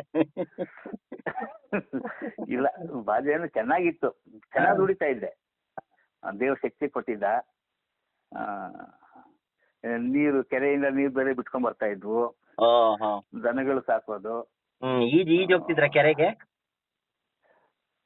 ಅದೆಲ್ಲ ಉಂಟು. ಹ್ಮ್ ಹಳ್ಳಿ ಬದುಕ್ತಾನೆ. ಅದೇ ಅದೇ ಅದೇ ಹ್ಮ್ ಹ್ಮ್ ಹ್ಮ್ ನಾನು ಹೊಸದಾಗಿ ಈಜು ಕಲಿತಾ ಇದ್ದಾಗ ಹ್ಮ್ ಒಂದ್ ದಿವಸ ಗದ್ದೆ ಕೆಲಸ ಮಾಡ್ಕೊಂಡು ಬೇಗ ಹೋಗಿ ಈಜ್ಕೊಂಡ್ ಬರೋಣ ಅಂತ ಹೊರಟೋದೆ. ಹ್ಮ್ ಸರಿ ಅಪ್ಪ ಬರ್ತಾರೆ ಬೈತಾರೆ ಅಂತ ಅಂದ್ಬಿಟ್ಟು ಭಯ ಪಟ್ಕೊಂಡು ಬಂದು ಶೆಡ್ ಅಲ್ಲಿ ಒಂದ್ ಕಡೆ ಬಚ್ಚಿಟ್ಕೊಂಡ್ಬಿಟ್ಟೆ. ಹಾ ಅವ್ರು ನೋಡಿದ್ರು ಎಲ್ಲಿ ಇಲ್ಲ ಇವನು ಅಂತ ಅಂದ್ಬಿಟ್ಟು ಸರಿ ಶೆಡ್ ಬೀಗ ಹಾಕೊಂಡ್ರು, ಅವ್ರ ಪಾಟಿಗೆ ಅವ್ರು ಹೊರಟೋದ್ರು. ಅಯ್ಯೋ ನಾನು ಒಳಗಡೆ ಸಿಕ್ಕಾಕೊಂಡ್ಬಿಟ್ಟೆ. ಹಾ ಆಮೇಲೆ ಮನೆಗೆ ಹೋಗ್ಬಿಟ್ಟು ಅಲ್ಲಿ ಶಾಮಿ ಬಂದೇನೆ ಅಂತ ಕೇಳಿದ್ದಾರೆ. ಹ್ಮ್ ಇಲ್ಲ ಅಂದ್ಯಾರೆ. ಅವನೇನೋ ಸ್ನಾನ ಮಾಡಿದಾನೆ, ಯಾವ್ದೋ ಬಟ್ಟೆಗಳಲ್ಲಿ ಒದ್ದೆ ಬಟ್ಟೆ ಬಿದ್ದಿತ್ತು, ಅವನ್ ಪತ್ತೆ ಇಲ್ಲಲ್ಲಪ್ಪ ಅನ್ಕೊಂಡು ಅಲ್ಲಿಗೆ ಇವನು ಬಾವಿ ಒಳಗೆ ಮುಳುಗೋಗಿದ್ದಾನೆ ಅಂತ ತೀರ್ಮಾನ ಬಂದ್ಬಿಟ್ಟಿದ್ದಾರೆ. ಅಯ್ಯೋ ಹಾ ಆಗ ಊರಿನ ಜನ ಎಲ್ಲಾನು ಹುಡ್ಕೊಂಡ್ ಬಂದ್ರು. ಹ್ಮ್ ಏನ್ ನಮ್ಮಮ್ಮ ಕಿರ್ಚ್ತಾ ಇದ್ಲು ಅಂತಂದ್ರೆ ಹಾ ಅಯ್ಯೋ ರಾಮ ಹುಡ್ಕೊಂಡು ಬಂದ್ರು. ಶಾಮಿ ಶಾಮಿ ಅಂತಾಳೆ. ಹ್ಮ್ ನನಗೆ ಏನ್ ಮಾಡಕ್ಕೂ ದಿಕ್ತೋಯ್ತಲ್ಲ, ರೂಮಲ್ಲಿ ಸೇರ್ಕೊಂಡ್ಬಿಟ್ಟಿದ್ದೀನಿ. ಹ್ಮ್ ನೀವ್ ಕಿರ್ಚಿದ್ರೆ ಹೊರಗೆ ಕೇಳಿಸ್ತಿಲ್ವಾ? ಹಾ ಸರ್ ಓಕೆ, ಈ ತರ ಎಲ್ಲ ಆಯ್ತು, ಬಾವಿಗೆ ಬಿದ್ದು ಅಂತ ಅನ್ಕೊಂಡು. ಹೌದೌದೌದೌದು ಓಕೆ ಅದೆಲ್ಲ ಆಯ್ತು. ಹ್ಮ್ ಹ್ಮ್ ಆಮೇಲೆ ಓದ್ ಮುಂದುವರ್ಸಿದ್ರ? ಸರ್ ಓದು ಮುಂದುವರ್ಸ್ಲಿಲ್ಲ. ಅವಾಗೇನಾಯ್ತು, ಹಾಗೆ ಇದ್ದೆ. ನನ್ನ ದೊಡ್ಡ ತಮ್ಮ ಬಂದು ಏರ್ಫೋರ್ಸ್ ಸೇರ್ಕೊಂಡಿದ್ದ. ಓಹೋ ಅವನು ಏರ್ಫೋರ್ಸ್ ಅಲ್ಲಿ 15 ವರ್ಷ ಸರ್ವಿಸ್ ಮಾಡ್ಕೊಂಡು ಆಮೇಲೆ ಬಂದು ಬೆಂಗಳೂರಲ್ಲಿ ಯಾವುದೋ ಗಾರ್ಮೆಂಟ್ಸ್ ಇದರಲ್ಲಿ ಮ್ಯಾನೇಜರ್ ಆಗಿ ರಿಟೈರ್ಡ್ ಆಗಿದ್ದಾನೆ. ಓಕೆ ಅವನು ಅವರೆಲ್ಲ ಓದಕ್ಕೆ ನನ್ನ ಕಡೆಯಿಂದ ಹೆಚ್ಚಿಗೆ ಕಷ್ಟ ಪಟ್ಟೆ. ನಾನು ಅವಾಗ ಓದಕ್ಕೆ ಸಪೋರ್ಟ್ ಮಾಡಿಕೊಂಡು. ಹಾ ಹಾ ಅವನಿಗೆ ಏನು ಅನ್ನಿಸ್ತೋ ಗೊತ್ತಿಲ್ಲ, ಒಂದು ದಿವಸ ಒಂದು ಕಾಗದ ಬರ್ದ ನನಗೆ ಪರ್ಸನಲ್ ಆಗಿ. ಹಾ ಹಾ ನೋಡಪ್ಪ, ನೀನು ಕಷ್ಟಪಟ್ಟು ನಮ್ಮನ್ನೆಲ್ಲ ಓದಿಸಿ ನಾವು ಯಾವುದೋ ಒಂದು ಮಟ್ಟಕ್ಕೆ ಬರ್ತಾ ಇದೀವಿ, ಬಂದಿದ್ದೀವಿ. ನಿನ್ನ ಕಂಡ್ರೆ ನಮಗೆ ಅತ್ಯಂತ ಗೌರವ ಇದೆ. ಆದರೆ ನಮ್ಮ ಹೆಂಡತಿ ಮಕ್ಕಳು ಬಂದವರು ನಿನಗಾಗಲಿ ನಿನ್ನ ಹೆಂಡತಿಗಾಗಲಿ ಇಷ್ಟೇ ಗೌರವ ಕೊಡ್ತಾರೆ ಅಂತ ಗ್ಯಾರಂಟಿ ಕೊಡೋಕ್ಕಾಗಲ್ಲ. ಈಗ ನೀನು ಓದು, ಬೇಕಾದ್ರೆ ನಾನು ಸಪೋರ್ಟ್ ಮಾಡ್ತೀನಿ, ನನ್ನ ಸಂಬಳದಲ್ಲಿ ಕಳಿಸ್ಕೊಡ್ತೀನಿ ದುಡ್ಡು ನಿನಗೆ ಅಂತ ಕಾಗದ ಬರ್ದ. ಅದು ಅವನಿಗೆ ಯಾಕೆ ಹಾಗೆ ಅನ್ನಿಸ್ತೋ ಗೊತ್ತಿಲ್ಲ. ಅದು ನಿಜ ಅನ್ನಿಸ್ತು ನನಗೆ. ಯಾವಾಗ ಸ್ವಲ್ಪ ಎಲ್ಲೋ ಕ್ಲಿಕ್ ಆಯ್ತು ಅವನ ಮಾತು. ಆಮೇಲೆ 71 ನನ್ನ ಫಸ್ಟ್ ಅಟೆಂಪ್ಟ್. 77ರಲ್ಲಿ ಮತ್ತೆ ಸೇರ್ಕೊಂಡು SLC ಮಾಡ್ಕೊಂಡೆ. 2 ವರ್ಷ TCH ಮಾಡಿದೆ. TCH ಮಾಡಿದ್ಮೇಲೆ ಕೆಲಸಕ್ಕೆ ಈ ಕಡೆ ಬಂದು ಸೇರ್ಕೊಂಡಿದ್ದು. ಅದು ನನ್ನ ಬದಲಾವಣೆಗೆ ಅವನದು ಮುಖ್ಯ ಕಾರಣ ಅಂತ ಹೇಳ್ಬೋದು. ಅಬ್ಬಬ್ಬಬ್ಬಾ, ಎಂತ ಪ್ರಬುದ್ಧವಾದ ಚಿಂತನೆ ಸರ್ ನಿಮ್ಮ ಅಣ್ಣಂದು. ಅವ್ರಿಗೊಂದು ಈ ಸಂದರ್ಶನದ ಮುಖಾಂತರ ಅವ್ರಿಗೊಂದು ಧನ್ಯವಾದವನ್ನೇ. ಅದಕ್ಕೆ ಅಂದ್ರೆ ಬದುಕಿನಲ್ಲಿ ಟರ್ನಿಂಗ್ ಪಾಯಿಂಟ್ ನಿಮ್ದದು. ಹೌದು ಹೌದು, ಖಂಡಿತ. ಆ ಪತ್ರ ಇಟ್ಟಿದ್ದೀರಾ? ಸರ್ ಇಲ್ಲ, ಮನೆಗಳು ಬದಲಾಯ್ತಾ ಹೋಗಿ ಎಲ್ಲ ಹೊರಟಾಯ್ತಾ ಗೊತ್ತಿಲ್ಲ. ಆಯ್ತಾ, ತಲೆ ಒಳಗಂತೂ ಇದೆ. TCH ಮಾಡಿದ್ರಿ? TCH ಮಾಡಿದೆ. TCH ಮಾಡ್ತಾ ಇದ್ದಾಗ ಪಿಟೀಲು ಪ್ರಾಕ್ಟೀಸ್ ಮಾಡೋಕ್ಕೆ ಅನುಕೂಲ ಆಯ್ತು. ಅಲ್ಲೊಂದು ಪಕ್ಕದ ಹಳ್ಳಿ ಒಳಗೆ ಮಾಸ್ಟರ್ ಇದ್ದಿದ್ದು, ನಮ್ಮ ಮಾಸ್ಟ್ರು. ಜಂಗಮಕೋಟೆ ಪಕ್ಕ ಹೊಸಪೇಟೆ ಅಂತಿದೆ ಹಳ್ಳಿ. ಅಲ್ಲಿದ್ರು. ಅವ್ರ ಮನೆ ಹತ್ರ ಇದ್ಕೊಂಡು ಪಿಟೀಲ್ ಪಾಠ ಶುರು ಮಾಡಿದೆ. ಆಮೇಲೆ TCH ಮುಗಿಯಿತು, ಕೆಲಸ ಅದು ಹೊರಟು ಬಂದ್ಬಿಟ್ಟೆ. ಅಲ್ಲಿಗೆ ಸಂಗೀತ ಪಾಠ ಅಷ್ಟಿಗೆ ಕಟ್ಟಾಗೋಯ್ತು. ಆಮೇಲೆ 1-2 ದಿವಸ ಬೆಂಗಳೂರಲ್ಲಿ ತಮ್ಮಂದ್ರ ಜೊತೆ ಒಳಗೆ ಇದ್ದೆ. ಅವಾಗ ಪೆಟ್ರೋಲ್ ಬಂಕಲ್ಲಿ ಬಿಲ್ ಹಾಕ್ತಾ ಇದ್ದೆ. ₹200 ಕೆಲಸ ಮಾಡ್ತಾ ಇದ್ದೆ. ಅಷ್ಟರಲ್ಲಿ ನಮ್ಮ ಸೋದರ ಮಾವನ ಮಗಳನ್ನ ಮದುವೆ ಅಂತ ಮಾಡಿಬಿಟ್ರು, ಗಿರಿಜಾ ಮೇಡಮ್ನವ್ರನ್ನ. ಊರಿಗೆ ಬಂದ್ಮೇಲೆ ಇಲ್ಲಿ ನಮ್ಮ ಗಂಜಗುಂಟಿಯವರೇ ಶಿಡ್ಲಘಟ್ಟದಲ್ಲಿ ಸ್ಕೂಲ್ ಇನ್ಸ್ಪೆಕ್ಟರ್ ಆಗಿದ್ರು, ನರಹರಿ ರಾವ್ ಅಂತ. ಅವರು ಒಂದ್ಸರ್ತಿ ಬಂದಾಗ, ಅಮ್ಮಲೇ ಇವನಿಗೆ ಏನಾದ್ರು ಒಂದು ಕೆಲಸ ಕೊಡಿಸ್ಬಾರ್ದೇನೋ ನರಹರಿ ಅಂತ ಕೇಳ್ತಾ ಇದ್ರು. ತಾಳಮ್ಮ, ಏನೋ ಒಂದು ಏರ್ಪಾಟ್ ಮಾಡ್ತೀನಿ ಅಂತ ಅಂದ್ಬಿಟ್ಟು ಹೋದವರು ಮತ್ತೆ ಕರ್ಸ್ಕೊಂಡು ಇಲ್ಲಿ ಸರಸ್ವತಿ ಕಾನ್ವೆಂಟ್ ಅಂತ, ಅವಾಗ ಅನ್ಎಯ್ಡೆಡ್ ಇನ್ಸ್ಟಿಟ್ಯೂಷನ್ ಅದು, ಹೊಸದಾಗಿತ್ತು 80-81ರಲ್ಲಿ. ಅಲ್ಲಿಗೆ ನನ್ನ ಸ್ಕೂಲ್ ಟೀಚರ್ ಆಗಿ ಅದು ಏನು 1ನೇ ಕ್ಲಾಸ್ 2ನೇ ಕ್ಲಾಸ್ಗೆ ಮೇಸ್ಟಾಗಿ ತಗೊಂಡ್ರು. ಹಾ ಹಾ ಹಾ. ಆಮೇಲೆ ಒಂದು ನನಗೆ 1ನೇ ಕ್ಲಾಸ್ 2ನೇ ಕ್ಲಾಸ್ ಪಾಠ ಮಾಡೋಷ್ಟು ಪೇಷನ್ಸ್ ಇರಲಿಲ್ಲ. ಆದರೂ ಕಷ್ಟಪಟ್ಟು ಒಂದು 6 ತಿಂಗಳು ಮಾಡಿದೆ. ಆಮೇಲೆ ಅವ್ರೇನು ಮಾಡಿದ್ರು, ನೀನು ಮಿಡ್ಲ್ ಸ್ಕೂಲ್ ಲಗತ್ತಾಗಿದೆಯಾ ಅಂತ ಅಂದ್ಬಿಟ್ಟು ತೊಗೊಂಡ್ಬಂದು ಮಿಡ್ಲ್ ಸ್ಕೂಲ್ಗೆ ಹಾಕೊಂಡ್ರು. ಓಕೆ. 1 ವರ್ಷ ಕ್ಲಾಸ್ ಮುಗಿಯೋಳಿಗೆ ನನ್ನ ದೊಡ್ಡ ಮಗಳು, ಅಲ್ಲ ಚಿಕ್ಕ ಮಗಳು, ದೊಡ್ಡ ಮಗಳು ಅಂದರೆ ಒಂದು ಮಗು ಆಗಿ ಹೋಯ್ತದು. ಒಂದೇ ದಿವಸ ಇದ್ದಿದ್ದದು. ಹಾ ಹಾ ಹಾ. ಅದನ್ನ ನಾನು ನೋಡೋಕ್ಕೂ ಆಗಲಿಲ್ಲ. ನಾನು ಅಲ್ಲಿಂದ ಹೋಗೋಳಿಗೆ ಅದನ್ನ ಮಣ್ಣು ಮಾಡಿಬಿಟ್ಟಿದ್ರು. ನಮಗೆ ವಿಷಯ ಗೊತ್ತಾಗಿದ್ದೇನೆ 3 ದಿವಸದ ಮೇಲೆ. ನಾನು ಇಲ್ಲಿದ್ದೆ, ಅಲ್ಲಿ ಹೆರಿಗೆ ಆಗಿದೆ, ಇವಾಗ ನನಗೆ ಫೋನುಗಳಿಲ್ಲ, ವಿಷಯ ಗೊತ್ತಾಗಲಿಲ್ಲ. ಆಮೇಲೆ 2ನೇ ಮಗಳು ಹುಟ್ಟಿದಾಗ ನಮ್ಮವ್ರಿಗೆ ಆರೋಗ್ಯ ಸ್ವಲ್ಪ ಕೆಡ್ತು. ಅದು ವಿಪರೀತಕ್ಕೆ ಇಟ್ಕೊತು, ಕೆಟ್ಟ ಆರೋಗ್ಯ. ಆವಾಗ ನಾನು ರಾಜೀನಾಮೆ ಕೊಟ್ಟು ಬೀಳ್ಕೊಡುಗೆ ಸಮಾರಂಭ ಮಾಡಿಸ್ಕೊಂಡು ಹೊರಟೋದೆ.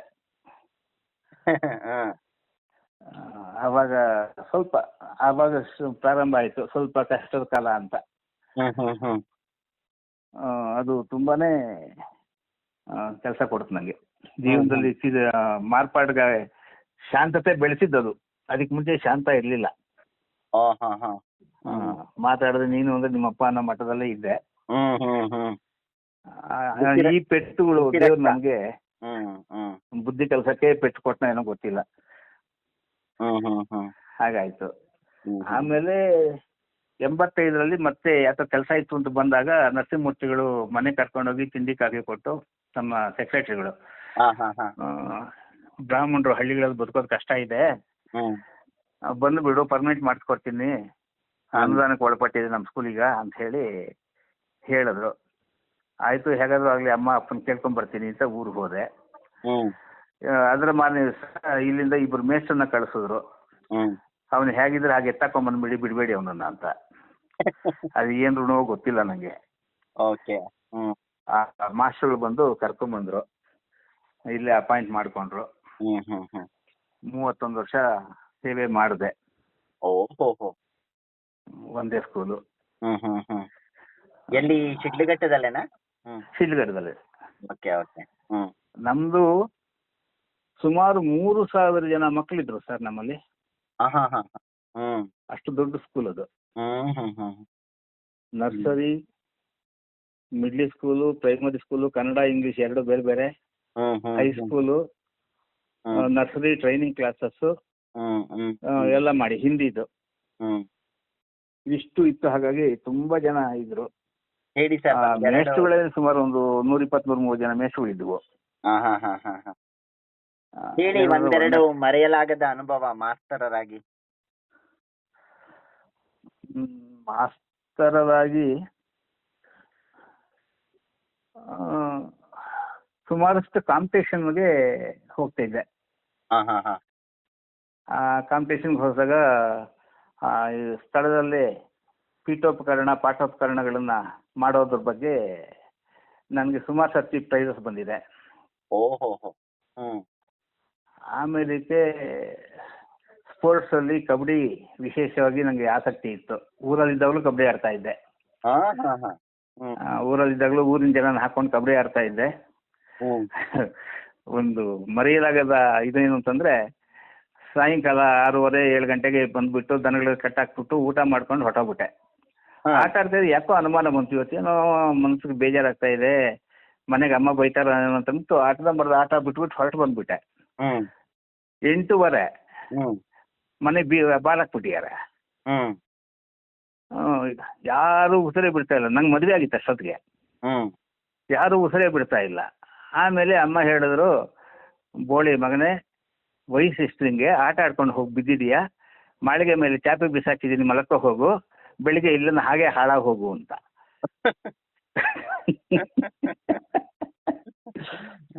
ಕಡೆಗೂ ಬಾಗಿಲು ತೆಗಿಲಿಲ್ಲ ಸರ್. ಮಾಡಿ ಮೇಲೆ ಚಳಿ ಒಳಗೆ ಮಲ್ಕೊಂಡಿದ್ದೆ. ಮಾರನೇ ದಿವಸ ಬೆಳಿಗ್ಗೆ ಇಳಿದು ಬರೋಷ್ಟೊತ್ತಿಗೆ ಯಾವತ್ತೂ ಹೀಗೆ ಹೋಗ್ಬಿಡುದು ನೀನು ಅಂತ ಅಂದ್ಬಿಟ್ಟು ಕಂಡೀಷನ್ ಹಾಕಿದ್ರು. ಆ ರೀತಿ ಬಹಳ ಸ್ಟ್ರಿಕ್ಟ್ ಆಗಿ ಬೆಳೆಸಿದ್ರು ಮಕ್ಕಳು. ಅಂದ್ರೆ ಮದುವೆ ಆಗಿದ್ಯಾ, ಜವಾಬ್ದಾರಿ ಬೆಳೆಸ್ಕೋ ಅನ್ನೋ ಮೆಸೇಜ್. ಖಂಡಿತ ಖಂಡಿತ. Okay okay okay. ಅದು ದೊಡ್ಡವರಾದ್ರೂ ಕೂಡ ಹಿಡ್ತಾ ಇತ್ತು ನಮ್ಮ ಮೇಲೆ, ಎಲ್ಲರ ಮೇಲೂ ನೋಡಿ ಅಲ್ವಾ. ಮಾಡೋದಮ್ಮ. ಹ್ಮ್. ಅದೇ ಅದೇ ಅದೇ. ಆಮೇಲೆ ಇಲ್ಲಿ ಸ್ಕೂಲಲ್ಲೂ ಅಷ್ಟೇ ನಂದು ಟೀಚಿಂಗ್ ಸೈಡು ಹ್ಮ್ ತುಂಬಾ ಪ್ರಭಾವ ಬೀರಿದೆ. ಹ್ಮ್ ಹ್ಮ್ ಹ್ಮ್ ಶ್ಯಾಮ್ ಸುಂದರ್ ಕ್ಲಾಸ್ಗೆ ಇನ್ಸ್ಪೆಕ್ಷನ್ ಜಾಸ್ತಿ ಬರ್ತಾ ಇರಲಿಲ್ಲ ಯಾರೂನು. ಹ್ಮ್ ಹ್ಮ್ ಹ್ಮ್ ಇವತ್ತು ಸುಮಾರು ಸಾವಿರಾರು ಜನ ಮಕ್ಕಳಿದಾರಲ್ಲ, ಹ್ಮ್ ಹ್ಮ್ ಹ್ಮ್ ಎಲ್ಲಿ ನೋಡಿದ್ರು ಖುಷಿ ಪಡ್ತಾರೆ. ಅದೇ ಅದೇ you are the model sir ಅಂತಾರೆ. ಅದೇ ಅದೇ. ಹ್ಮ್. ಅಂದ್ರೆ ನೀವು ಮಿಡ್ಲ್ ಸ್ಕೂಲ್ ವರ್ಗೂ ಮಾಡ್ತಿದ್ರಾ? ಹೌದು ಸರ್, ಮಿಡ್ಲ್ ಸ್ಕೂಲ್. ಮಿಡ್ಲ್ ಸ್ಕೂಲ್ವರೆಗೂ ಮಾಡ್ತಾ ಇದ್ದೆ. ಈಗಲೂ ಹೋಗ್ತಿರ್ತೀರಾ ಶಾಲೆಗೆ? 6-7ನೇ ಕ್ಲಾಸ್ಗೆ ಮ್ಯಾಥಮೆಟಿಕ್ಸ್ ಓಕೆ. ಒಂದೊಂದರಲ್ಲಿ 5 ಸೆಕ್ಷನ್ ಇರ್ತಾ ಇತ್ತು ಹ್ಮ್ ಒಂದೊಂದು ಕ್ಲಾಸ್ಗೆ. ನನಗೆ 2 ಕ್ಲಾಸಲ್ಲಿ ಮ್ಯಾಥ್ಸ್ ಮಾತ್ರ ಮಾಡ್ತಾ ಇದ್ದೆ. ಯಾವುದೋ 1 ವರ್ಷ ಮಾತ್ರನೇ ನಾನು ಕನ್ನಡ ಮಾಡಿದ್ದು. ಹಾ ಹಾ. ಮಿಕ್ಕಿದೆಲ್ಲ ಬರೀ ಮ್ಯಾಥ್ಸಲ್ಲೇ ಜೀವನ ಆಗೋಯ್ತು ನಂದು. ಓಹೋ. ಹಾಗಾಗಿ ನನಗೆ ಫೇವರೇಟ್ ಸಬ್ಜೆಕ್ಟು ಆಗಿತ್ತು. ನಾನು ಬೇಸಿಕ್ ತುಂಬಾ ಚೆನ್ನಾಗಿ ಪಾಠ ಮಾಡ್ತಾ ಇದ್ದೆ, ನನಗೆ ಗೊತ್ತಿತ್ತು ಅದು. ಸರಿ. ಯಾಕೆ ನನಗೆ ಪ್ರೈಮರಿ ಒಳಗೆ ಮಾಸ್ಟರ್ ಮಾಡಿದ್ರಲ್ಲ, ಹಾ ಹಾ ಹಾ. ಅದ್ರ ಎಫೆಕ್ಟ್ ನನಗೆ ಮೂಲತಃ ಇತ್ತು. ನೋಡಿ ಅಧ್ಯಾಪಕರ ಪ್ರಭಾವ ಎಷ್ಟಿರುತ್ತೆ ಆಗಿನ ಕಾಲದಲ್ಲಿ. ನಿಜ, ಖಂಡಿತ ಸರ್, ಖಂಡಿತ. ಹೌದು, ಇವಾಗ ಆ ಆಮೇಲೆ ಬಾಂಧವ್ಯ ಇಲ್ಲ ಸರ್. ನಮ್ಮ ಸ್ಕೂಲಲ್ಲಿ ನಾವು ತಾಲೂಕು ಮಟ್ಟದ ಅಂತರ್ಶಾಲಾ ಕ್ವಿಜ್ ಕಾರ್ಯಕ್ರಮ ಅಂತ ಮಾಡ್ತಾ ಇದ್ವು. ಅಂತರ ಶಾಲಾ ಕ್ವಿಜ್. ಕ್ವಿಜ್. ಹಾ ಹಾ ಹಾ ಹಾ. ನಮ್ಮ ಸ್ಕೂಲಲ್ಲಿ ಮಾಡ್ತಾ ಇದ್ವು. ಹ್ಮ್. ನಮ್ಮ ಸ್ಕೂಲ್ನ ಪಾರ್ಟಿಸಿಪೇಟ್ ಮಾಡಿಸ್ತಾ ಇರಲಿಲ್ಲ. ಹಾ ಹಾ. ಬೇರೆ ಎಲ್ಲ ಮಿಡ್ಲ್ ಸ್ಕೂಲ್ನಿಂದನೂ ಕರ್ಸ್ಕೊಂಡು ಮಾಡ್ತಾರೆ. ಸುಮಾರು ಒಂದು 20-25 ಗ್ರೂಪ್ ಬರೋದು ಪಾಪ. ಓಕೆ. ರಿಟರ್ನ್ ಎಕ್ಸಾಮ್ ಕೊಟ್ಟು ರಿಟರ್ನ್ ಎಕ್ಸಾಮ್ನಲ್ಲಿ ನಮಗೆ ಬೇಕಾಗಿರೋದು ಒಂದು 5 ಇದನ್ನ ಗ್ರೂಪ್ ಸೆಲೆಕ್ಟ್ ಮಾಡ್ತಾ ಇದ್ವು. ಸೊ ಇದಕ್ಕೆ ಹಿನ್ನೆಲೆ ಒಳಗೆ ಕ್ವಶನ್ ತಯಾರು ಮಾಡೋದು ನಾವು ಸಾಯಂಕಾಲದ ಕೂತ್ಕೋತಾ ಇದ್ವು ಮೇಸ್ಟ್ರು. ನಮಗೆ ಹೆಡ್ ಮಾಸ್ಟರ್ ಗೋಪಿನಾಥ್ ಅಂತ. ಗೋಪಿನಾಥ್, ಕೃಷ್ಣ, ನಾನು, ಕುಲಕರ್ಣಿ, ವೆಂಕಟರೆಡ್ಡಿ, ಹೀಗೆ ಒಂದು 7-8 ಜನ ರೆಗ್ಯುಲರ್ ಆಗಿ ಕೂತ್ಕೊಂಡು ಸಾಯಂಕಾಲ ಸ್ಕೂಲ್ ಮುಗಿದ ಮೇಲಕ್ಕೆ ಹೋಗಿ ಕಾಫಿ ಕುಡ್ಕೊಂಡ್ ಬಂದ್ಬಿಟ್ಟು ಕೂತ್ಕೊಂಡು ಕ್ವಶನ್ ಎಲ್ಲ ರೆಡಿ ಮಾಡಿ ನೀಟಾಗಿ ನಾನೇ ಎಲ್ಲರೂ ಕೂತ್ಕೊಂಡು ಚರ್ಚೆ ಮಾಡೋದು. ಕ್ವಶನ್ಸ್ ಫಿಕ್ಸ್ ಆದ್ಮೇಲೆ ಅದು ನಾನು ಬರೆಯೋದು. ಈ ತರ ಮಾಡಿಕೊಂಡು ಮಾಡ್ತಾ ಇದ್ವು. ಅದಂತೂ ಅದ್ಭುತವಾದಂಥ ಕಾರ್ಯಕ್ರಮ ಮೂಡ್ ಬಂತು. ಅದನ್ನ ಮರೆಯೋ ಹಾಗೆ ಇಲ್ಲ. ಆ ಮಟ್ಟದಲ್ಲಿ ಬೆಳೆಸ್ಕೊಂಡ್ ಬಂದ್ವು. ತುಂಬಾ ನಿಷ್ಪಕ್ಷಪಾತವಾದಂಥ ತೀರ್ಮಾನಗಳು. ಆಮೇಲೆ ಸ್ಕೂಲ್ ಡೇ ಅಂತಂದ್ರೆ ನಾನು ಸ್ಕೂಲ್ ಡೇ ಒಳಗೆ ನಾಟಕಗಳು ಮಾಡಿದ್ದೀನಿ. ನಮ್ಮಲ್ಲಿ ಟೀಚರ್ಸ್ ಡ್ರಾಮಾ ಮಾಡ್ತಾ ಇದ್ರು. ಓಹೋ. ಕೃಷ್ಣ, ಇವರು TS ವಿಜಯಶಂಕರ್ ಅಂತ ಅಂದ್ಬಿಟ್ಟು ಇವಾಗ ಲಾಯರ್ ಆಗಿದ್ದಾರೆ. ಅವರು ಶೃಂಗೇರಿ ಕಡೆಯವರು. ಆತನಿಗೆ ನಾಟಕಗಳು ಅಂದ್ರೆ ಬಹಳ ಹುಚ್ಚು. ಛತ್ರಪತಿ ಶಿವಾಜಿ ವಿಶೇಷವಾಗಿ ಮೂಡ್ ಬಂದಂತ ನಾಟಕ ಅದು. ಅದರಲ್ಲಿ ನಾನು ಇವನು ಪಾತ್ರ ಮಾಡಿದ್ದೆ, ಅಫ್ಜಲ್ ಖಾನ್ ಪಾತ್ರ.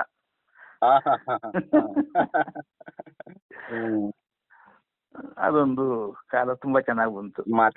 ಆಮೇಲೆ ಮೇಸ್ಟ್ರುಗಳು ಅಷ್ಟೇ, ತಮ್ಗೇನಾದ್ರೂ ಡೌಟ್ಸ್ ಇದ್ರೆ ಬಂದು ನನ್ನ ಹತ್ರ ಕ್ಲಾರಿಫೈ ಮಾಡ್ಕೊಂಡು ಹೋಗ್ತಾ ಕೆಲವರೆಲ್ಲ. ಹಾಗಾಗಿ ಅವಾಗೆಲ್ಲ ರಾತ್ರಿ ನಾಟಕಗಳು ನಡೀತಿತ್ತನ? ಅಯ್ಯೋ, ರಾತ್ರಿ 12-1 ಗಂಟೆ ಆಗೋದು ಸರ್ ಬಿಡೋವಳಿಗೆ. ಅದೇ ಅದೇ ಅದೇ. ಅದು ಮುಗಿಸ್ಕೊಂಡು ಆಮೇಲೆ ಮಕ್ಕಳನ್ನ ಟೀಚರ್ಸ್ನ ಅವ್ರವ್ರ ಮನೆ ಸೇರಿಸಿ ಲೇಡಿ ಟೀಚರ್ಸ್ನ ಕರ್ಕೊಂಡೋಗಿ ಅವ್ರ ಮನೆಗೆ ಬಿಟ್ಟು ಬರ್ತಾ ಇದ್ವು ನಾವೆಲ್ಲ. ಅದು ಚೆನ್ನಾಗಿತ್ತು. ಇಲ್ಲ ಸರ್, ಅವಾಗೆಲ್ಲ ಬರೀ ಓದು ಅನ್ನೋದು ಎಕ್ಸ್ಟ್ರಾ ಕರಿಕ್ಯುಲರ್ ಜಾಸ್ತಿ ಇರ್ತಾ ಇತ್ತು, ಜಾಸ್ತಿ ಮಾಡಿಸ್ತಾ ಇದ್ವು. ಹೌದು ಹೌದು. ಸ್ಪೋರ್ಟ್ಸು ಇತ್ತು. ಪ್ರತಿ ಇದರಲ್ಲಿ ಯಾವುದಕ್ಕೆ ಸ್ವಾತಂತ್ರ್ಯ ದಿನಾಚರಣೆ, ಗಣರಾಜ್ಯೋತ್ಸವ ಇಂಥದ್ರಲ್ಲಿ ಕ್ರೀಡಾಂಗಣದಲ್ಲಿ ನಡೆಸ್ತಾ ಇದ್ರು ಫಂಕ್ಷನ್ ತಾಲೂಕು ಮಟ್ಟದ್ದು. ಅಲ್ಲಿ ಸಾಂಸ್ಕೃತಿಕ ಕಾರ್ಯಕ್ರಮಗಳಲ್ಲಿ ಪ್ರತಿ ವರ್ಷ ನಮ್ಗೆ ಪ್ರೈಸ್, ಫಸ್ಟ್ ಪ್ರೈಸ್ ನಮ್ಮ ಸ್ಕೂಲ್ದೇ. ಅದು ಪ್ರತಿ ವರ್ಷ ಫಿಕ್ಸೆಡ್. ಅಷ್ಟು ಚೆನ್ನಾಗಿ ಹೊಸ ಹೊಸ ಹಾಡುಗಳು, ಹೊಸ ಹೊಸ ಡ್ಯಾನ್ಸ್ಗಳು ಅದ್ಭುತವಾಗಿ ಮಾಡ್ತಾ ಇದ್ವು. ಸರಿ ಸರ್, ನಿಮ್ಮ ಶಾಲೆಯಿಂದ ಈಗ ನಿಮ್ಮ ಸಾಹಿತ್ಯದ ಕಡೆಗೆ ಬರೋಣ. ಸಾಹಿತ್ಯದ ಒಲವು ಹೇಗೆ ಹುಟ್ಟಿತು? ಏನೇನು ರಚನೆಗಳು ಮಾಡಿದ್ದೀರಾ? ಅದ್ರ ಬಗ್ಗೆ ಸ್ವಲ್ಪ ಬೆಳಕು ಚೆಲ್ಲಿ. ಸರ್ ಸಾಹಿತ್ಯಿಕವಾಗಿ ಅಂತಂದ್ರೆ ನನಗೆ ಕೆಲವು ಕಡೆ ನಮ್ಮ ಅಪ್ಪ ಪಾಠ ಮಾಡುವಾಗ ಅದು ನಮ್ಮ ಹಳೆಗನ್ನಡದ ಪದ್ಯಗಳನ್ನ ಹಳೆಗನ್ನಡದ ಇದು ಪಾಠಗಳನ್ನ ಎಷ್ಟು ಹಲಸಿನ ತೊಳೆ ಬಿಡಿಸಿ ಕೈ ಕೊಟ್ಟಾಗ ಕೊಡೋರು, ಅಷ್ಟು ನೀಟಾಗಿ ಮಾಡ್ತಾ ಇದ್ರು. ಹಾಗಾಗಿ ನಂಗೆ ಕನ್ನಡದಲ್ಲಿ ಸ್ವಲ್ಪ ಆ ಭಾಷಾ ವೈಖರಿ ಇರಬೇಕು ಅನ್ನೋದು ಆಸೆ ಇತ್ತು. ಇಲ್ಲಿ ಶಿಡ್ಲಘಟ್ಟ ಕನ್ನಡ ಸಾಹಿತ್ಯ ಪರಿಷತ್ತು, ವಚನ ಸಾಹಿತ್ಯ ಪರಿಷತ್ನವರು ಇವುಗಳ ಕವಿಗೋಷ್ಠಿ ಅಂತ ಮಾಡಿದ್ರೆ ನಾನು ಯಾವ್ದನ್ನ ಸ್ವಲ್ಪ ಮಟ್ಟಿಗೆ ಷಟ್ಪದಿ ಒಳಗೆ ಬರೆಯಕ್ಕೆ ಪ್ರಯತ್ನ ಪಟ್ಟು ಎತ್ಕೊಂಡು ಹೋಗಿ ಓದ್ತಾ ಇದ್ದೆ. ಅದು ಅಪ್ಪನೂ ಹೇಳೋರು, ಏನು ಕವನಗಳು ಬರೀತಾರೋ ಅಧ್ವಾನ, ಒಂದು ಸಾಹಿತ್ಯದಲ್ಲಿ ಛಂದಸ್ ಇರಲ್ಲ, ಇನ್ನೊಂದಿರಲ್ಲ, ಮತ್ತೊಂದಿರಲ್ಲ, ಅಟ್ಲೀಸ್ಟ್ ಪ್ರಾಸ ಕೂಡ ಇರಲ್ಲ ಅಂತ ಹೇಳ್ತಾ ಇದ್ರು. ಮುಂದೆ ಬರ್ತಾ ಬರ್ತಾ ಈ ಕನ್ನಡ ಗತಿ ಏನಪ್ಪಾ ಅನ್ನೋ ತರ ಅವರ ಚಿಂತನೆ ಇತ್ತು ಪಾಪ. ಸೊ ಅದು ನನಗೂ ಒಂದು ಕಡೆ ಹೌದು, ಮುಂದೆ ಎಲ್ಲರೂ ಕೂಡ ಛಂದಸ್ ಶಾಸ್ತ್ರನ ಪಕ್ಕ ಇಟ್ಬಿಟ್ಟು ಹೊರಟೋದ್ರೆ ವ್ಯಾಕರಣನ ಈ ಸಾಹಿತ್ಯದ ಗಟ್ಟೆಲ್ಲಿರತ್ತೆ, ಕರೆಕ್ಟ್. ಅಟ್ಲೀಸ್ಟ್ ಯಾರಾದರೂ ಒಬ್ಬೊಬ್ರು ಮನ್ಸು ಮಾಡ್ಬೇಕಾಗತ್ತೆ ಅನ್ನೋದನ್ನ ನನಗೂ ಇತ್ತು. ಹಾಗಾಗಿ ನಾನು ಅದ್ರ ಕಡೆ ಹೆಚ್ಚು ಗಮನವನ್ನು ಕೊಟ್ಟೆ. ಕೆಲವರೆಲ್ಲ ಸಂತೋಷ ಪಡ್ತಾ ಇದ್ರು. ಬಟ್ ಆವಾಗಿನ ನಾನು ಬರ್ದಿರೋದು ಓದಿದ್ರೆ ಈಗ ಇಷ್ಟು ಕಳಪೆ ಬರ್ದಿದ್ದೀನಿ ಅನ್ಸುತ್ತೆ. ಆದ್ರೆ ಮೊದಲ ಪ್ರಯತ್ನ ಆವಾಗ. ಆಮೇಲೆ ಕೆಲವರು ಮಲ್ಲಿ ಭಾಗವತರು, ಅವರು ಇವರು, ಕೆಲವು ಶ್ರೀಕಾಂತ ನಾಗೇಂದ್ರ ಶಾಸ್ತ್ರಿಗಳು ಸಂಗೀತ ವಿದ್ವಾಂಸರು, ಅವರು ಕನ್ನಡ ಪಂಡಿತರು. ನನಗೇನಾದ್ರು ಡೌಟ್ ಬಂದ್ರೆ ಅವ್ರನ್ನ ಕೇಳ್ತಾ ಇದ್ದೆ, ಹೀಗೆ ಬರೀಬಹುದಾ, ಇದು ತಪ್ಪಾ ಸರಿಯಾ ಅಂತ. ಅವರು ಸಲಹೆ ಕೊಡ್ತಾ ಇದ್ರು, ಈ ರೀತಿ ಇರುತ್ತದು, ಈ ರೀತಿ ಮಾಡ್ಬೇಕು, ಈ ರೀತಿ ಬರಿಬೇಡಿ ಅಂತ ಹೇಳೋದು ಪಾಪ. ಸೊ ಆ ಒಂದು ಸಲಹೆ ಸೂಚನೆಗಳನ್ನು ತಗೋತಾ ನನ್ನ ಬರವಣಿಗೆಯಲ್ಲಿ ಸ್ವಲ್ಪ ಪ್ರೌಢಿಮೆ ಬೆಳೆಸ್ಕೊಂಡೆ. ಅಂದ್ರೆ ಷಟ್ಪದಿಯಿಂದನೇ ಶುರು ಮಾಡಿದ್ರಿ ನೀವು? ಇಲ್ಲ, ಲೋಕಲ್ಲು ಬರ್ದಿದ್ದೀನಿ. ಅದಕ್ಕಿಂತಲೂ ಷಟ್ಪದಿಗಳು ಬರಿಬೇಕು ಅನ್ನೋದು ಹುಚ್ಚಿತ್ತು. ಆಮೇಲೆ ಸ್ವಲ್ಪ ಓದ್ಕೊಂಡೆ. ನಮಗೆ ಮೊದಲು ಹೇಳ್ತಾ ಇದ್ದ ಅಷ್ಟೇ ನಿಯಮಗಳನ್ನು ತಲೆ ಒಳಗೆ ಇಟ್ಕೊಂಡು ಮರದೆ, ಆಮೇಲೆ ಅದು ಇನ್ನೂ ಗಾಢವಾಗಿದೆ ರೂಲ್ಸ್ಗಳು ಅಂತ ಗೊತ್ತಾದ ಮೇಲೆ ತಿದ್ದುಪಡಿ ಮಾಡಿಕೊಂಡೆ. 3-4 ಗಣದ್ದು ಇರಬೇಕು, ಆದಿಪ್ರಾಸ ಇರಬೇಕು ಅಂತಂದ್ಬಿಟ್ಟು ಅಷ್ಟೇ ಹೇಳ್ತಾ ಇದ್ರೆ ಹೊರತಾಗಿ ಇದು ಹಯಪ್ರಾಸ, ಗಜಪ್ರಾಸ ಇದೆಯಲ್ಲ, ಇದ್ರ ಬಗ್ಗೆ ನನ್ಗೆ ಗೊತ್ತಿರ್ಲಿಲ್ಲ. ಸೊ ಅದು ಆಮೇಲೆ ನನ್ನ ನೋಟಿಸ್ ಬಂತು, ಅದನ್ನ ಅಳವಡಿಸ್ಕೊಂಡೆ. ಅದರಲ್ಲಿ ಸಾಹಿತ್ಯಕ್ಕೆ ವಿಶೇಷವಾಗಿ ನಮಗೆ ಹನಿ ಹನಿ ಇಬ್ಬನಿ ತುಂಬಾ ಸಪೋರ್ಟ್ ಮಾಡ್ತು. ಹನಿ ಹನಿ ಇಬ್ಬನಿ ಒಳಗೆ ನೀವು ನಾ ಫಸ್ಟ್ ಇದಕ್ಕೆ ಸೇರಿದ್ವಲ್ಲ, ವಾರ್ಷಿಕೋತ್ಸವ ಅಂತ. ಹೌದು. ಮೊದಲನೇ ವಾರ್ಷಿಕೋತ್ಸವಕ್ಕೆ ಅಲ್ಲಿ ಬಂದ ತಕ್ಷಣ ನೀವು ನನ್ನ ಮಾತಾಡ್ಸಿ ಖುಷಿ ಪಟ್ಟು ನಿಮ್ ಮುಖದ ಭಾವ ಇವತ್ತಿಗೂ ಕಣ್ಣು ಮುಂದೆ ಹಾಗೆ ಇದೆ. ಅಯ್ಯೋ. ಇವತ್ತಿಗೂ ಹಾಗೆ ಇದೆ. ಏನ್ ಬರಿತೀವಿ ಸರ್ ನೀವು ಷಟ್ಪದಿಗಳು ಅಂತಂದ್ಬಿಟ್ಟು ಬಹಳ ಖುಷಿಯಾಗಿ ಹೇಳಿದ್ರಿ. ಅದು ಮರೆಯಕ್ಕೆ ಆಗಲ್ಲ. ಸೊ ಆ ಒಂದು ಬೆಂಬಲ, ನೀವುಗಳು ತೋರಿಸಿದಂತ ಒಂದು ಬೆಂಬಲ ಇದೆಯಲ್ಲ, ಅದು ಗಿಡಕ್ಕೆ ಮತ್ತಷ್ಟು ಗೊಬ್ಬರ ನೀರು ಕೂಡ ಹಾಕ್ಬಿಡ್ತು. ಸೊ ಅದರ ಎಫೆಕ್ಟ್ ನನಗೆ ತುಂಬಾನೇ ಜಾಸ್ತಿಯಾಗಿ ನಾನು ಈ ಮಟ್ಟಕ್ಕೆ ಬರಿತಾ ಇದ್ದೀನಿ ಅಂತ ಹೇಳ್ಕೋಬಹುದು. ಏನೇನು ಪುಸ್ತಕಗಳು ಆಗಿದೆ ಸರ್? ಸರ್ ಅಲ್ಲ, ಏನೇನು ಪುಸ್ತಕಗಳು ಆಗಿದೆ ಅಂದೆ, ಪ್ರಿಂಟ್ ಆಗಿದೆ? ಸರ್ ಪುಸ್ತಕಗಳು ಜಾಸ್ತಿ ಮಾಡಕ್ಕೆ ಅಂತ ಹೇಳಿ ಆಗ್ತಾ ಇಲ್ಲ. ಫಸ್ಟ್ ಶ್ಯಾಮಗಾನ ಬಿಡುಗಡೆ ಮಾಡಿದೆ. ಶ್ಯಾಮಗಾನ ಬಿಡುಗಡೆ ಮಾಡಿದಾಗ ಏನಾಯ್ತು ಅಂದ್ರೆ, ನನ್ನ ಶಿಷ್ಯನೇ ಒಬ್ಬ ಕಲಾಧರ ಅಂತ ಇದ್ದಾನೆ. ಅವನು ಪೇಜಿಂಗ್ ಗೀಜಿಂಗ್ ಎಲ್ಲ ಮಾಡೋದು, ಎಡಿಟಿಂಗ್ ಮಾಡೋದು ಎಲ್ಲ ಅವನು ಮಾಡಿದ ಪಾಪ. ಆಮೇಲೆ 4 ಜನ ಶಿಷ್ಯರು ಸೇರ್ಕೊಂಡು 10,000 ಹಾಕೊಂಡು ಪುಸ್ತಕ ಬಿಡುಗಡೆಗೆ ಇದು ಪ್ರಿಂಟಿಂಗ್ ಎಲ್ಲ ಅವ್ರು ಖರ್ಚು ಮಾಡ್ಕೊಂಡ್ರು. ಆಮೇಲೆ ಬಿಡುಗಡೆ ಸಮಾರಂಭ ಎಲ್ಲ ನಮ್ಮ ಅಣ್ಣ ತಮ್ಮನ ಸೇರ್ಕೊಂಡು ಮಾಡಿದ್ರು. ನನಗೆ ಏನಾಗಿತ್ತು ಅಂದ್ರೆ, ಒಂದು ಕಾಲದಲ್ಲಿ ಅಮ್ಮ ಕಾಯಿಲೆ ಬಿದ್ದು ಆಸ್ಪತ್ರೆ ತಿರುಗಿಸ್ತಾ ಇದ್ದೆ. ನಾನು ಅಮ್ಮಂಗೆ ಆಟೋಗೆ ಇಟ್ಟಿದ್ದು ಚಾರ್ಜ್ಗೆ 2 ಆಟೋ ಪರ್ಚೇಸ್ ಮಾಡ್ಬೋದಾಗಿತ್ತು, ಅಷ್ಟು ಇಟ್ಟಿದ್ದೀನಿ ಆಟೋಗೆ. ನನ್ನ ಸಂಬಳ ಪೂರ್ತಿ ಎತ್ಕೊಂಡೋಗು ಮೆಡಿಕಲ್ ಶಾಪ್ ಕೊಟ್ಬಿಡ್ತಾ ಇದ್ದೆ. ಅವಾಗ 10% ಬಡ್ಡಿಗೆ ತಗೋತಾ ಇದ್ದೆ, ವಿಧಿ ಇಲ್ಲ. ಹಾಗಾಗಿ ನನಗೆ ಫೈನಾನ್ಷಿಯಲಿ ತುಂಬಾ ಬರ್ಡನ್ ಇತ್ತು. ನಾನು ರಿಟೈರ್ಡ್ ಆಗೋ ತನಕ ನನಗೆ ಬರ್ಡನ್ನೇ ಇತ್ತು ಬಿಡಿ. ರಿಟೈರ್ಡ್ ಆದ್ಮೇಲೆ ಎಲ್ಲ ಸಾಲಗಳಿಂದ ಹೊರಬಂದೆ. ಹಾಗಾಗಿ ಅದೊಂಥರ ಇದಾಯ್ತು. ಬಟ್ ಇವಾಗ ಮುಕ್ತಕ ಮಂದಾರಕ್ಕೆ ನನ್ನ ತಮ್ಮಂದರು ಕೈ ಜೋಡಿಸಿದ್ರು. ಓಕೆ. ಇನ್ನು ಚಿತ್ರಕವನಗಳು ಅಂತ ಒಂದು ಇದೆ, ದೇವರ ನಾಮಗಳು ಅಂತ ಇದೆ, ಅದೆಲ್ಲ ಸುಮಾರಷ್ಟು ರೆಡಿ ಇದೆ. ಅದನ್ನ ಪ್ರಿಂಟ್ ಮಾಡಿಸೋದಕ್ಕೆ ಕಾಲ ಕೂಡ ಬರಬೇಕಾಗಿದೆ. ಅದೇ ಅದೇ ಅದೇ 2 ಪುಸ್ತಕ ಬಿಡುಗಡೆ ಆಗಿದೆ. ಮುಕ್ತಕ ಮಂದಾರ ಅಂತೂ ತುಂಬಾ ಚೆನ್ನಾಗಿ ಬಂದಿದೆ. ಅದೊಂದು ಅದಕ್ಕೆ ನೀವೇನೆ ಹಿನ್ನುಡಿ ಬೆನ್ನುಡಿ ಬರ್ಕೊಟ್ಟಿದ್ದೀರಾ. ಹೌದು ಹೌದು. ತುಂಬಾ ಸೊಗಸಾಗಿ ಬಂತದ್ದು. ಹೇಳಿ ಸರ್, ಒಂದು ಮುಕ್ತಕ ಹೇಳಿ. ಗೋ ಕ್ಷೀರ ಕಿಂ ಮಿಗಿಲು ಸುಧೆಯು ಬೇರೊಂದುಂಟೆ, ಸಾಕ್ಷಿ ತಾನಾತ್ಮಕ್ಕೂ ಪಿರಿದು ಮತ್ತೊಂದು, ರೂಕ್ಷ ಮನವನ್ನು ಬಿಟ್ಟು ದಾಕ್ಷಿಣ್ಯ ಪರನಾಗೆ, ರಾಕ್ಷಸಾಂತಕ ಪರವ ತಿಳಿಯೋ ಶ್ಯಾಮ. ತಿಳಿಯೋ ಶ್ಯಾಮ ಅಂತಕ್ಕಂಥ ಅಂಕಿದಲ್ಲಿ ಬರೆದಿರೋದು. ಗೋಕ್ಷೀರ ಕಿಮ್ಮಿಗಿಲು ಸುಧೆಯು ಬೇರೊಂದುಂಟೆ, ಸಾಕ್ಷಿತಾನಾತ್ಮಕ್ಕೂ ಪಿರಿದು ಮತ್ತೊಂದು, ರೂಕ್ಷ ಮನವನು ಬಿಟ್ಟು ದಾಕ್ಷಿಣ್ಯ ಪರನಾಗೆ, ರಾಕ್ಷಸಾಂತಕ ಪೊರೆವ ತಿಳಿಯೋ ಶ್ಯಾಮ, ತಿಳಿಯೋ ಶ್ಯಾಮ. ವಾವ್, ತುಂಬಾ ಚೆನ್ನಾಗಿದೆ ಸರ್, ತುಂಬಾ ಅರ್ಥಗರ್ಭಿತ. ಇನ್ನೊಂದು ಯಾವ್ದಾದ್ರು ಹೇಳ್ಬಿಡಿ ನಿಮ್ ನೆಚ್ಚಿಂದು. ಲೋಹವನ್ನು ಕರಗಿಸದಲೆರಕವನ್ನು ಹೊಯ್ಯುವರೇ, ಲೋಹವನ್ನು ಕರಗಿಸದಲ ಎರಕವನ್ನು ಹೊಯ್ಯುವರೆ, ವಾಹಕವದಿಲ್ಲದೆ ಪ್ರಸರಣವದುಂಟೆ, ಬೇಹರರ ಸಂಗದೋಳ್ ನೋಹಿಯಾಗಲು ನೀನು, ಮೋಹನನು ತಾನೊಲಿವ ತಿಳಿಯೋ ಶ್ಯಾಮ.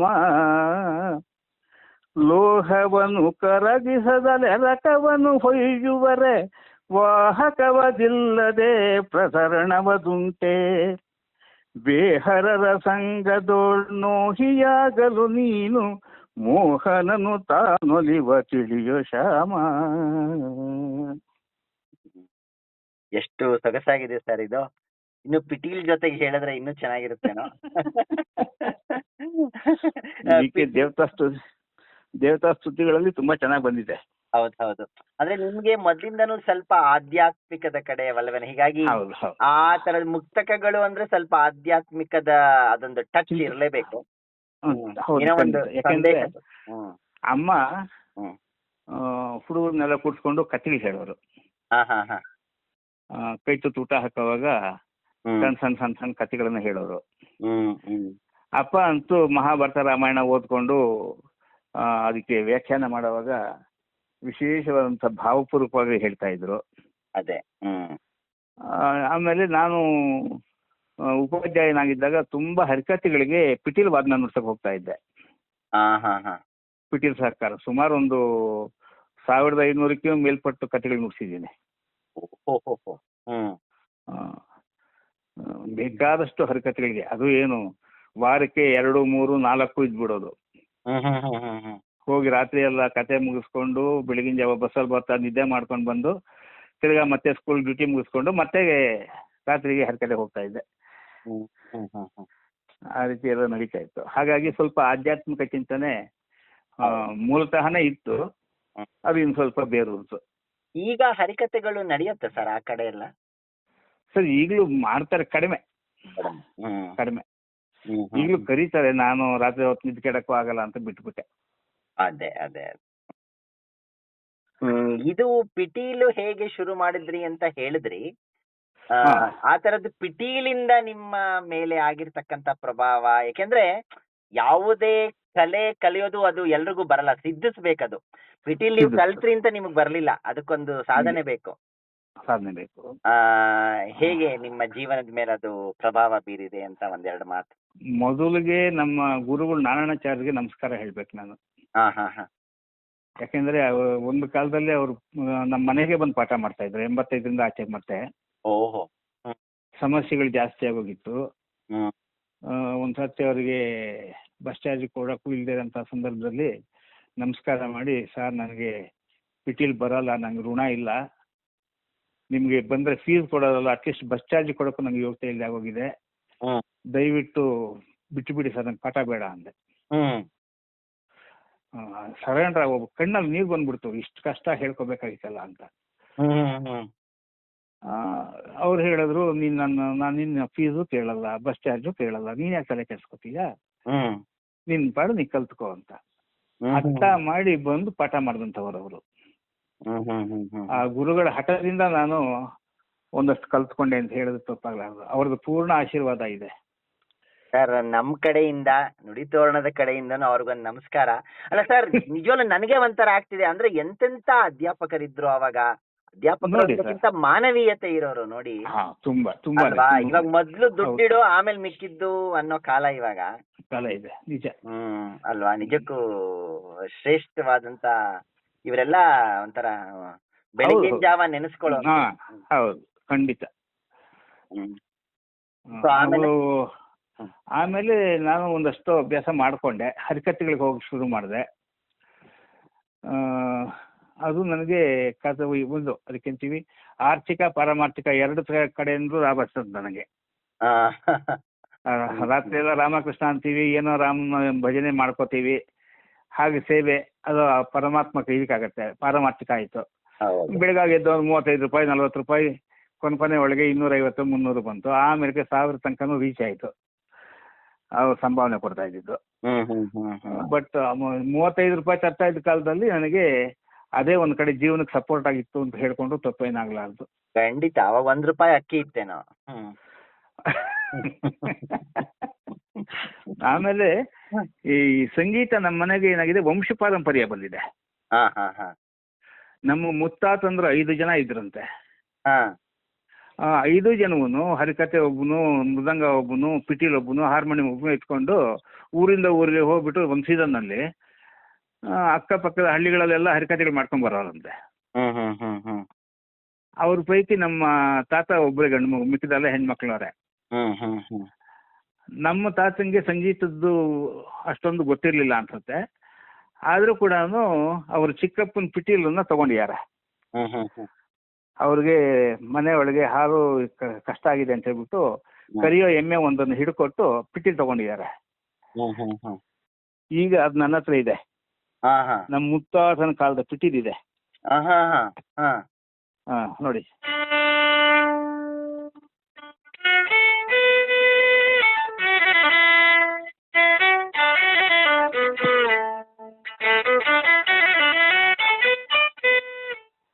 ಇದು ನಮ್ಮ ಮುತ್ತಾತನ ಪಿಟೀಲ್ ಹತ್ರ ಇಟ್ಕೊಂಡಿದ್ದೀನಿ ಈಗ.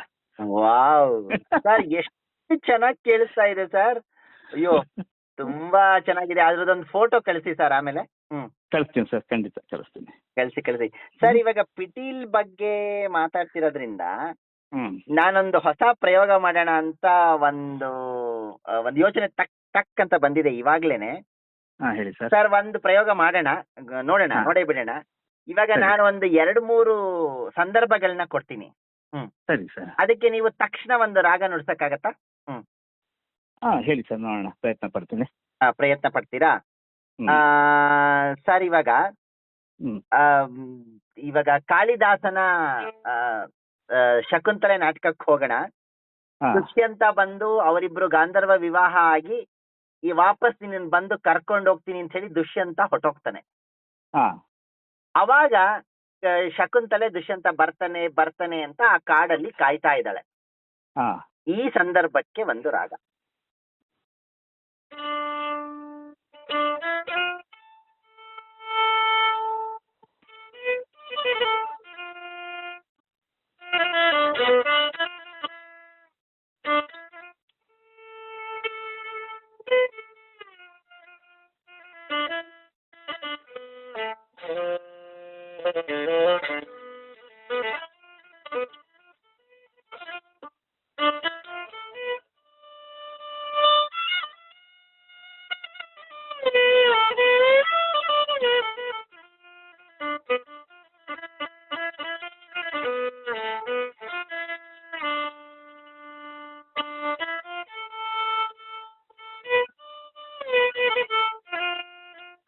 ಏಕೆ ಬರಲಿಲ್ಲ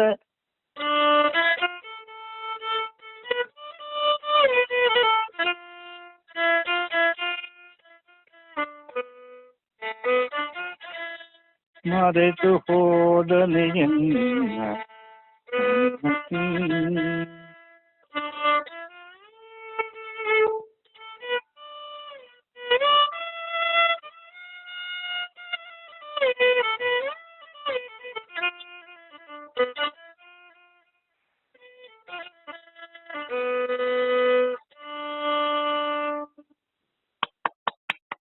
ಸರ್, ನಾನೇ ಶಕುಂತಲೆಯಾಗಿ ವಿರಹ ವೇದನೆಗೆ ಹೋಗ್ಬಿಟ್ಟಿದ್ದೆ ಒಂದು ಕ್ಷಣ.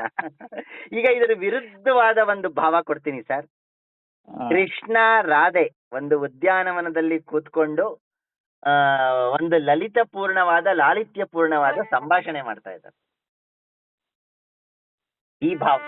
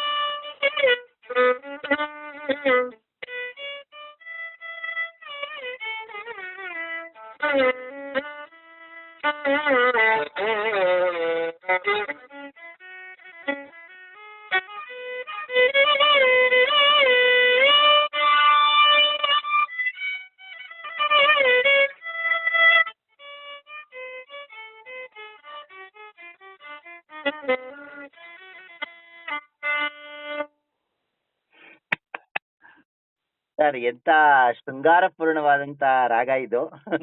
ಏನ್ ಸರ್ ಇದು ರಾಗದ ಹೆಸರು? ಕಲ್ಯಾಣಿ ಅಂತ. ಕಲ್ಯಾಣಿ. ಓ, ಓಕೆ ಓಕೆ ಓಕೆ. ಸರಿ ಸರಿ. ಈಗ ಇನ್ನೊಂದು ಚಾಲೆಂಜ್ ಕೊಡ್ತೀನಿ ನಿಮ್ಗೆ. ತುಂಬಾ ವಿರುದ್ಧವಾದಂತ ಭಾವ. ತುಂಬಿದ ಕೌರವರ ಸಭೆ, ದ್ರೌಪದಿಗೆ ಅವಮಾನ ಆಗೋಗಿದೆ. ಅವಳಿಗೆ ಏನ್ ಅವಮಾನ ಆಯ್ತು ಅಂತ ನಿಮಗ್ ಗೊತ್ತಿದೆ. ಅವಳ ಅವಮಾನ ಆಗಿ ಆಮೇಲೆ ಅವಳ ಅಂತಃಪುರಕ್ಕೆ ಹೋಗ್ತಾಳೆ. ಅವಳ ಮನಸ್ಸು ಕುದ್ದು ಕುದ್ದು ಕುದ್ದು ಹೋಗ್ತಾ ಇದೆ. ಈ ಭಾವ ಬರಬೇಕು.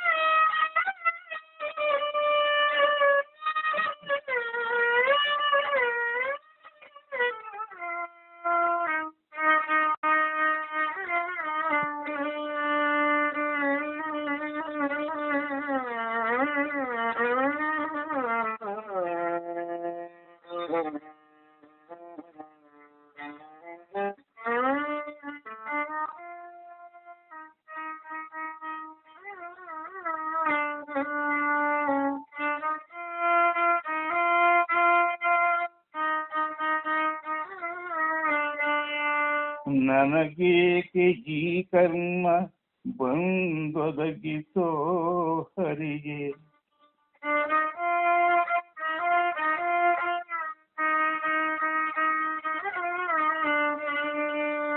ನಾಮ ಬಿಡ ಕರ್ಮ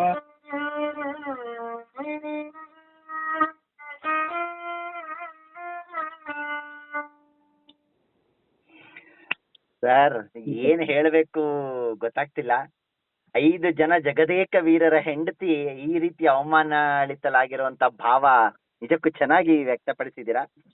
ಸ್ವಲ್ಪ ಸುಖದ ಕ್ಷಣಗಳಿಗೆ ಹೋಗೋಣ. ಇವಾಗ ಮಲ್ನಾಡು ಅನ್ಕೊಳ್ಳಿ, ಮಳೆ ಬರ್ತಾ ಇದೆ. ಜಿಟಿ ಮಳೆನಲ್ಲಿ ಮಕ್ಕಳು ನೆಂದು ಕುಣಿದಾಡಿ ಹಾಡಿ ಸಂಭ್ರಮಿಸ್ತಾ ಇದ್ದಾರೆ. ಈ ಭಾವ ಬರಬೇಕು.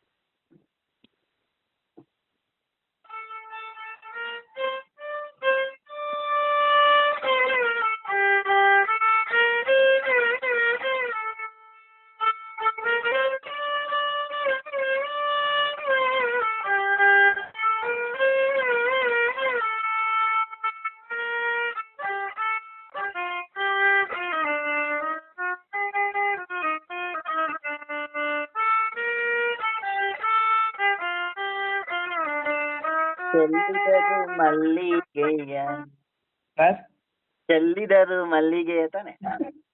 ಹೌದು ಸರ್.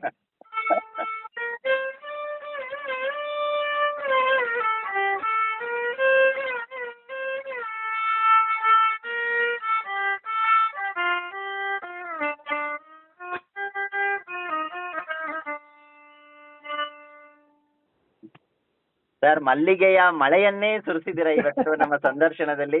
ಖಂಡಿತ ನಮ್ಮ ಕೇಳುಗರು ತುಂಬಾ ಖುಷಿ ಪಡ್ತಾರೆ ಅಂತ ಅನ್ಕೋತೀನಿ. ಇನ್ನು ಕಡೆಯದಾಗಿ ಸರ್, ಇದಕ್ಕೊಂದು ತುಂಬಾ ವಿಶೇಷವಾದಂತದ್ದು, ನನ್ನ ಮೆಚ್ಚಿನ ಸೀನ್ ಇದು ಮಹಾಭಾರತದಲ್ಲಿ. ಶರಶಯ್ಯನಲ್ಲಿ ಭೀಷ್ಮ ಮಲಗಿದ್ದಾರೆ, ಅವಾಗ ಪಾಂಡವರು ಅವರನ್ನ ನೋಡಕ್ಕೆ ಬರ್ತಾರೆ. ತುಂಬಾ ಹಿಂಸೆ ಆಗೋಗತ್ತೆ, ನಮ್ಮ ಮುತ್ತಾತ ಈ ರೀತಿ ಇದರಲ್ಲ ಅಂತ ಹೇಳ್ಬಿಟ್ಟು. ಆಗಿನ ಸನ್ನಿವೇಶವನ್ನ ನಿಮ್ಮ ಪಿಟೀಲು ಹೇಗೆ ವರ್ಣಿಸುತ್ತೆ ಅಂತ ಕೇಳೋಣ.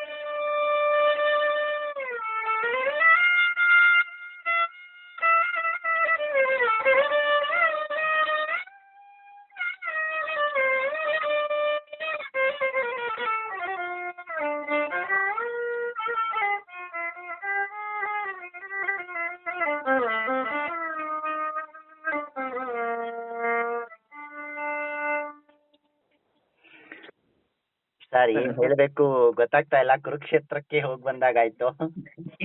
ಸರ್, ಕಡೆಯದಾಗಿ ನಿಮ್ಮ ಇಷ್ಟದ ಯಾವುದೇ ರಾಗದ ಒಂದು ಆಲಾಪ ಬರ್ಲಿ.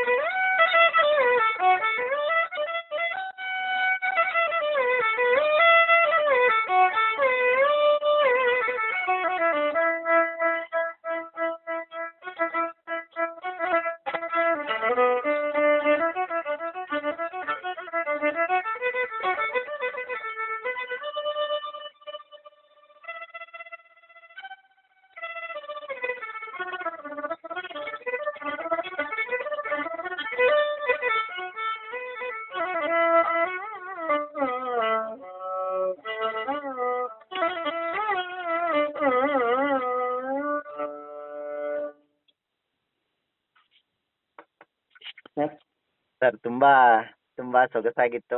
ಯಾವ್ದೋ ಲೋಕಕ್ಕೆ ಹೋಗಿದ್ದೆ ನಾನು ಇಷ್ಟೊತ್ತು. ಚೆನ್ನಾಗಿತ್ತು ಸರ್. ಸರ್, ಇನ್ನೊಂದು ಕಡೆಯದಾಗಿ ಇನ್ನೊಂದೆರಡು ಪ್ರಶ್ನೆಗಳು.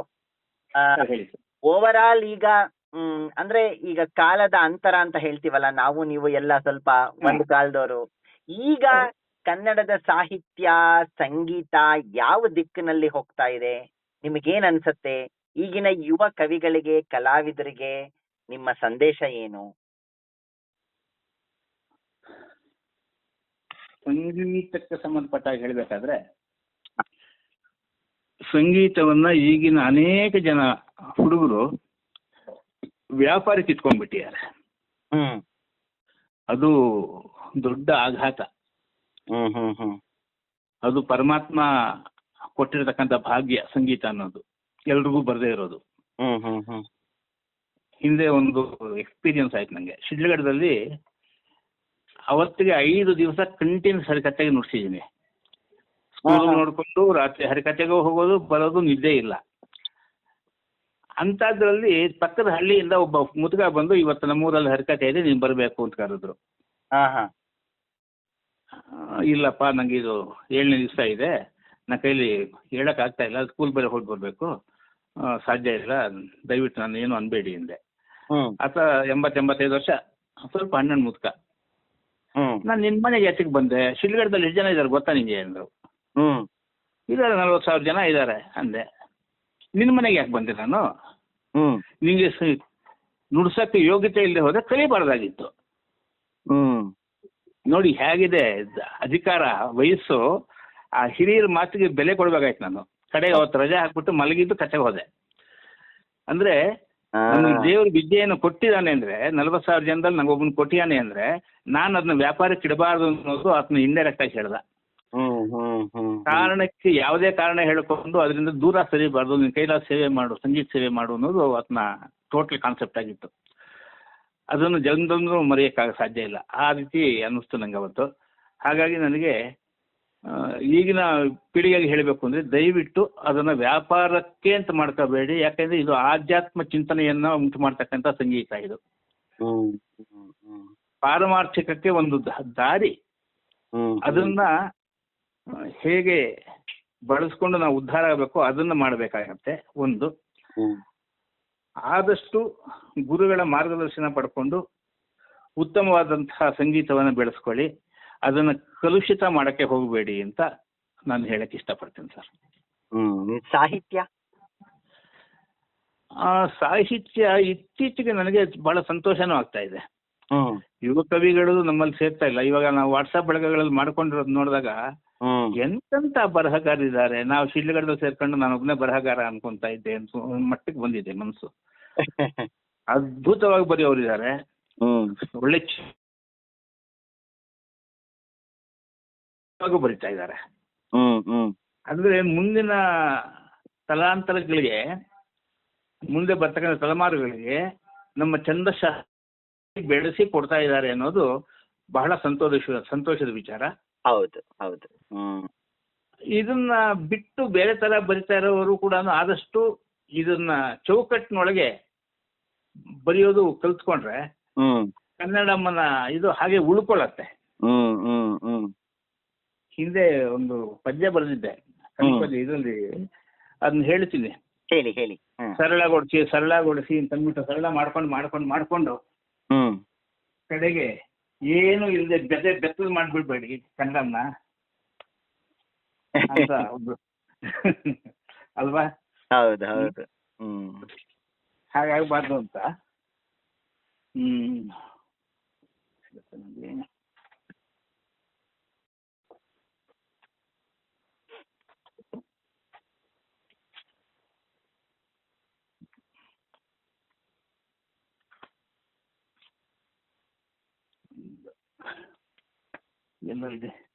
ಸರ್ ಇರ್ಲಿ, ಆಮೇಲೆ ಓದ್ಬಿಟ್ಟು ಕಳ್ಸೋರಂತೆ. ಓಕೆ. ಸರಿ ಸರ್, ಈಗ ಸಂದರ್ಶನದ ಕೊನೆ ಭಾಗಕ್ಕೆ ಬಂದಿದ್ದೀವಿ ಸರ್. ಸಾಕಷ್ಟು ವಿಷಯ ನಾವು ಚರ್ಚೆ ಮಾಡಿ, ಈಗ ಕೊನೆ ಭಾಗದಲ್ಲಿ ನಾನು ಯಾವಾಗ್ಲೂ ಬೆಂಕಿ ಚೆಂಡು ಸುತ್ತು ಅಂತ ಮಾಡ್ತೀನಿ. ಅಂದ್ರೆ ಫೈರ್ ರೌಂಡ್ ಇದು. ನಾನು ಕೆಲವು ಪ್ರಶ್ನೆಗಳ ಕೇಳ್ತೀನಿ, ಒಂದೇ ಪದದಲ್ಲಿ ಸಾಧ್ಯವಾದಷ್ಟು ಉತ್ತರ ಕೊಡ್ಬೇಕು, ಪಟ್ ಅಂತ ಉತ್ತರ ಕೊಡ್ಬೇಕು. ಯೋಚನೆ ಮಾಡಬಾರ್ದು. ನಿಮ್ಮ ಮನಸ್ಸಲ್ಲಿ ಏನಿದೆ ಅದನ್ನ ಹೊರ ತೆಗಿಬೇಕು ಅನ್ನೋದೇ ಈ ಬೆಂಕಿ ಚೆಂಡು ಸುತ್ತಿನ ಉದ್ದೇಶ. ಶುರು ಮಾಡೋಣ. ನಿಮ್ಮೂರು ಶಿಡ್ಲಘಟ್ಟ ಅಂದ್ರೆ ತಕ್ಷಣ ಏನನ್ಸುತ್ತೆ? ರೇಷ್ಮೆ. ರೇಷ್ಮೆ, ವಾವ್. ನಿಮ್ಮ ಗಂಗಯ್ಯ ಮಾಸ್ಟ್ರು ಅಂದ್ರೆ ತಕ್ಷಣ ಏನ್ ಭಾವ ಬರುತ್ತೆ? ನಮಸ್ಕಾರ ಮಾಡ್ಬೇಕು ಅನ್ಸುತ್ತೆ. ಓಕೆ.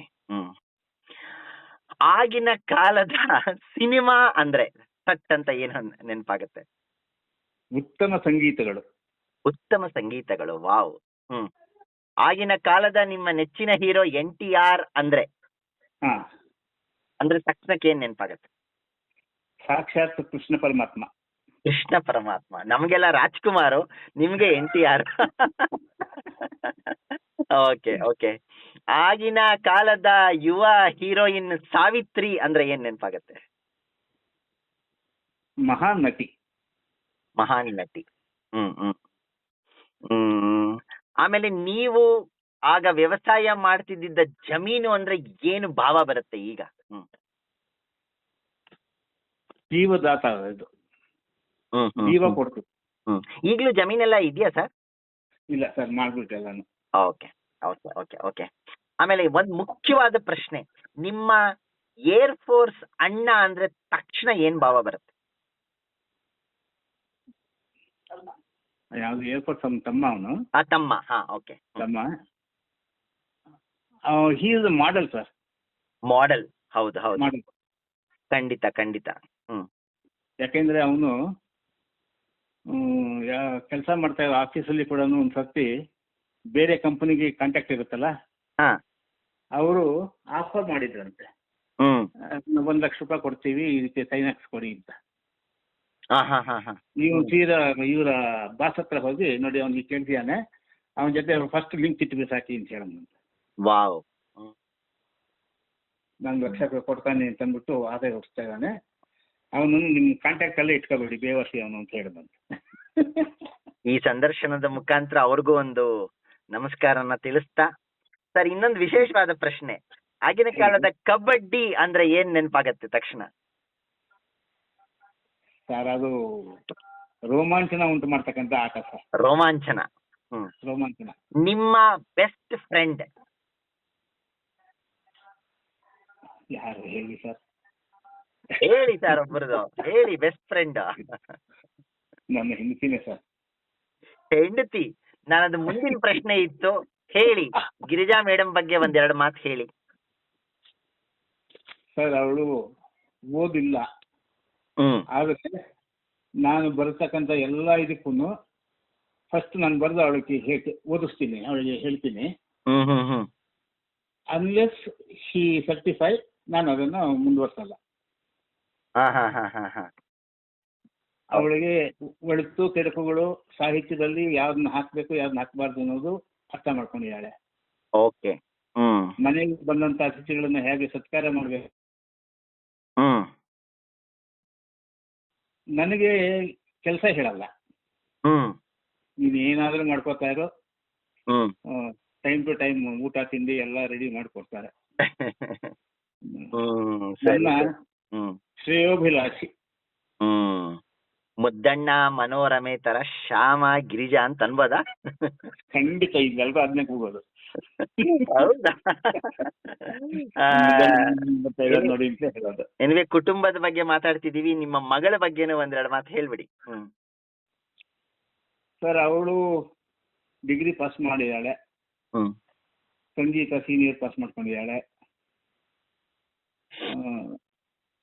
ಬಟ್ ಹಾಗೆಂತ ಏನು ಕ್ಲಾಸಸ್ ತಗೋತಾ ಇಲ್ಲ. ಒಳ್ಳೆ ಗೃಹಿಣಿ. ನಮ್ಮ ಇಡೀ ಮನೆತನದ ಪ್ರತಿಯೊಬ್ಬರದು ಹಿಸ್ಟ್ರಿ ಇಟ್ಕೊಂಡಿದ್ದಾಳೆ. ಮೊದಲಿಗೆ ಹುಟ್ಟದ ಹಬ್ಬದ ಶುಭಾಶಯ ಅವಳೇ ಹೇಳೋದು.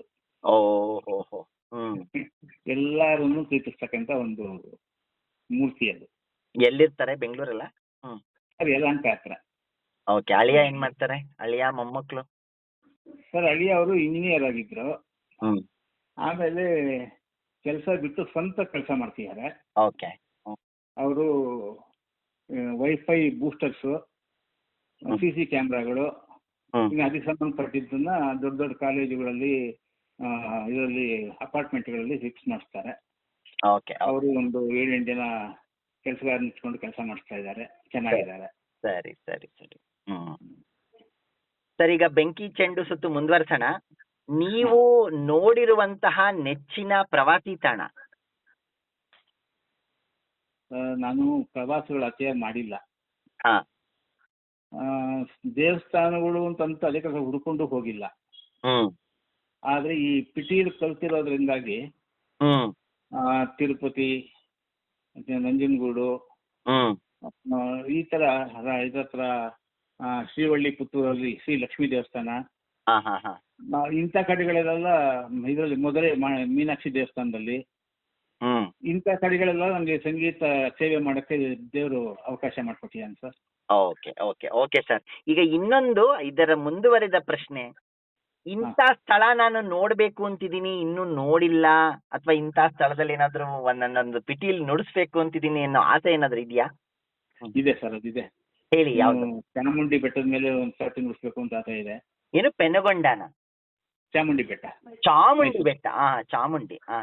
ಅಲ್ಲಿಗೆ ಹೋಗಿದ್ದೀನಿ, ಬಟ್ ಅಲ್ಲಿ ವಾದ್ಯ ನುಡಿಸೋಕೆ ಅವಕಾಶ ಆಗಿಲ್ಲ. ಅಲ್ಲಿ ದೇವಿ ಮುಂದೆ ನುಡಿಸ್ಬೇಕು ಅಂತ ಆಸೆ ಇದೆ. ಧರ್ಮಸ್ಥಳಕ್ಕೆ ಹೋಗಿ ಬರಬೇಕು, ಅದೊಂದು 2 ಬಾಕಿ ಇದೆ.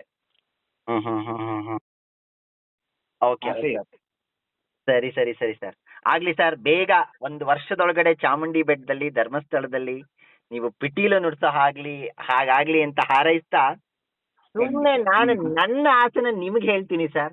ನಾನು ಇತ್ತೀಚೆಗೆ ಕಾಶ್ಮೀರಕ್ಕೆ ಹೋಗಿದ್ದೆ, ಶ್ರೀನಗರ. ಶಂಕರಾಚಾರ್ಯರ ಹುಟ್ಟಿದ್ದಲ್ಲ, ಅವರಲ್ಲಿ ದೇವಸ್ಥಾನ ಕಟ್ಟಿದ ಸ್ಥಳ ಇದೆ. ಸಾಧ್ಯ ಆದ್ರೆ ಅಲ್ಲಿ ಹೋಗಿ ಪಿಟೀಲ್ ನುಡ್ಸಿ ಬನ್ನಿ ಸರ್, ನೋಡೋಣ. ಓಕೆ ಸರ್, ಬೆಂಕಿ ಚೆಂಡು ಸುತ್ತು ಮುಂದುವರ್ಸೋಣ. ಹಳಗನ್ನಡ ಅಂದ್ರೆ ತಕ್ಷಣ ಏನ್ ನೆನಪಾಗತ್ತೆ? ರನ್ನ ಪಂಪ. ರನ್ನ ಪಂಪ. ಪಂಪಂದ್ ಯಾವ್ದಾದ್ರು ಕಂದ ಪದ್ಯ ಅದು ಇದು ನೆನಪಿದ್ಯಾ? ಇಲ್ಲ ಸರ್. ಇಲ್ಲ. Okay okay okay.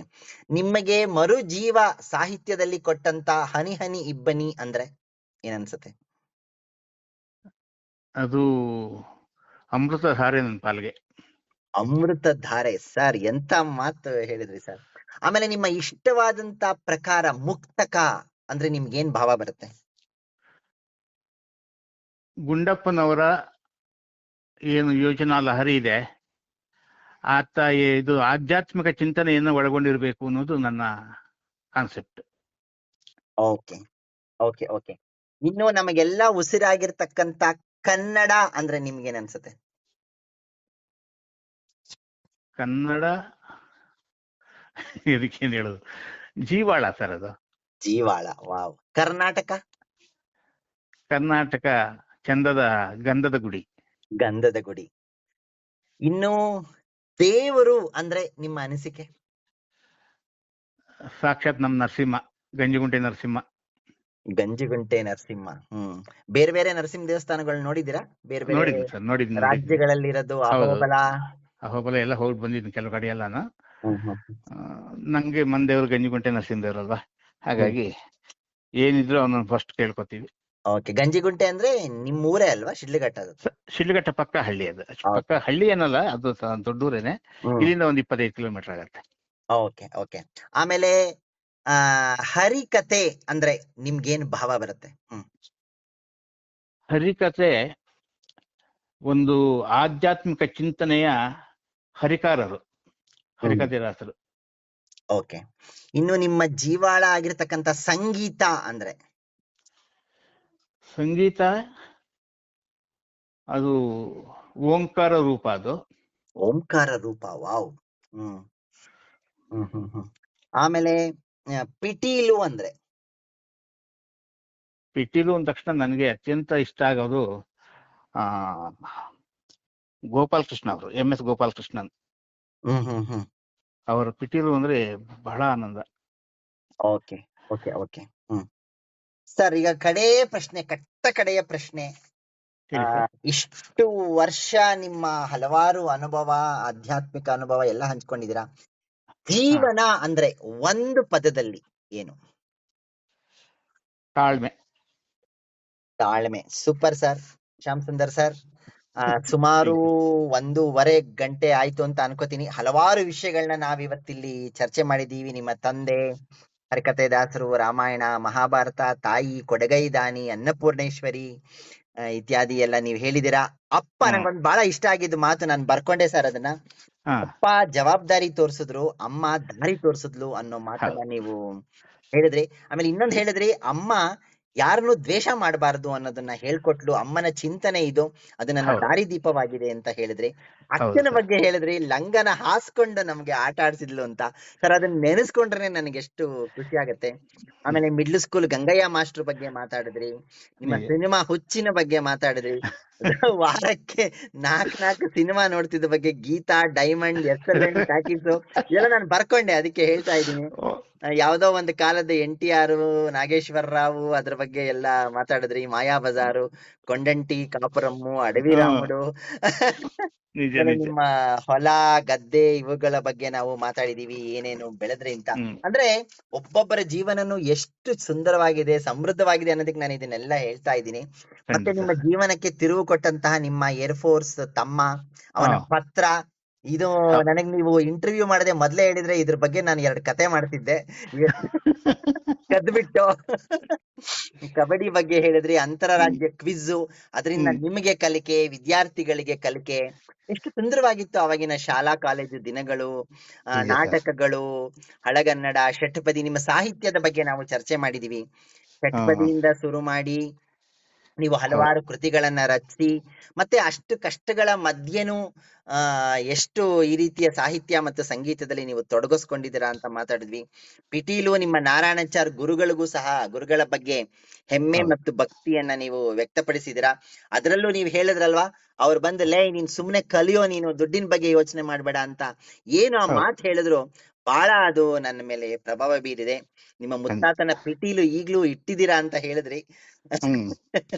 ಸೊ ಮತ್ತೆ ಹಲವಾರು ರಾಗಗಳನ್ನ ನುಡಿಸಿದಿರಾ ಸರ್. ನಮ್ಮ ಇಂಟರ್ವ್ಯೂದ ಹೈಲೈಟ್ ಅದು ದುಷ್ಯಂತ, ಶಕುಂತಲೆ, ಕೃಷ್ಣೇ ರಾಧೆ, ದ್ರೌಪದಿ, ಆಮೇಲೆ ಏನು ಇದು ಭೀಷ್ಮ ಶರಶೈಯಲ್ಲಿ ಮಲಗಿರೋದು.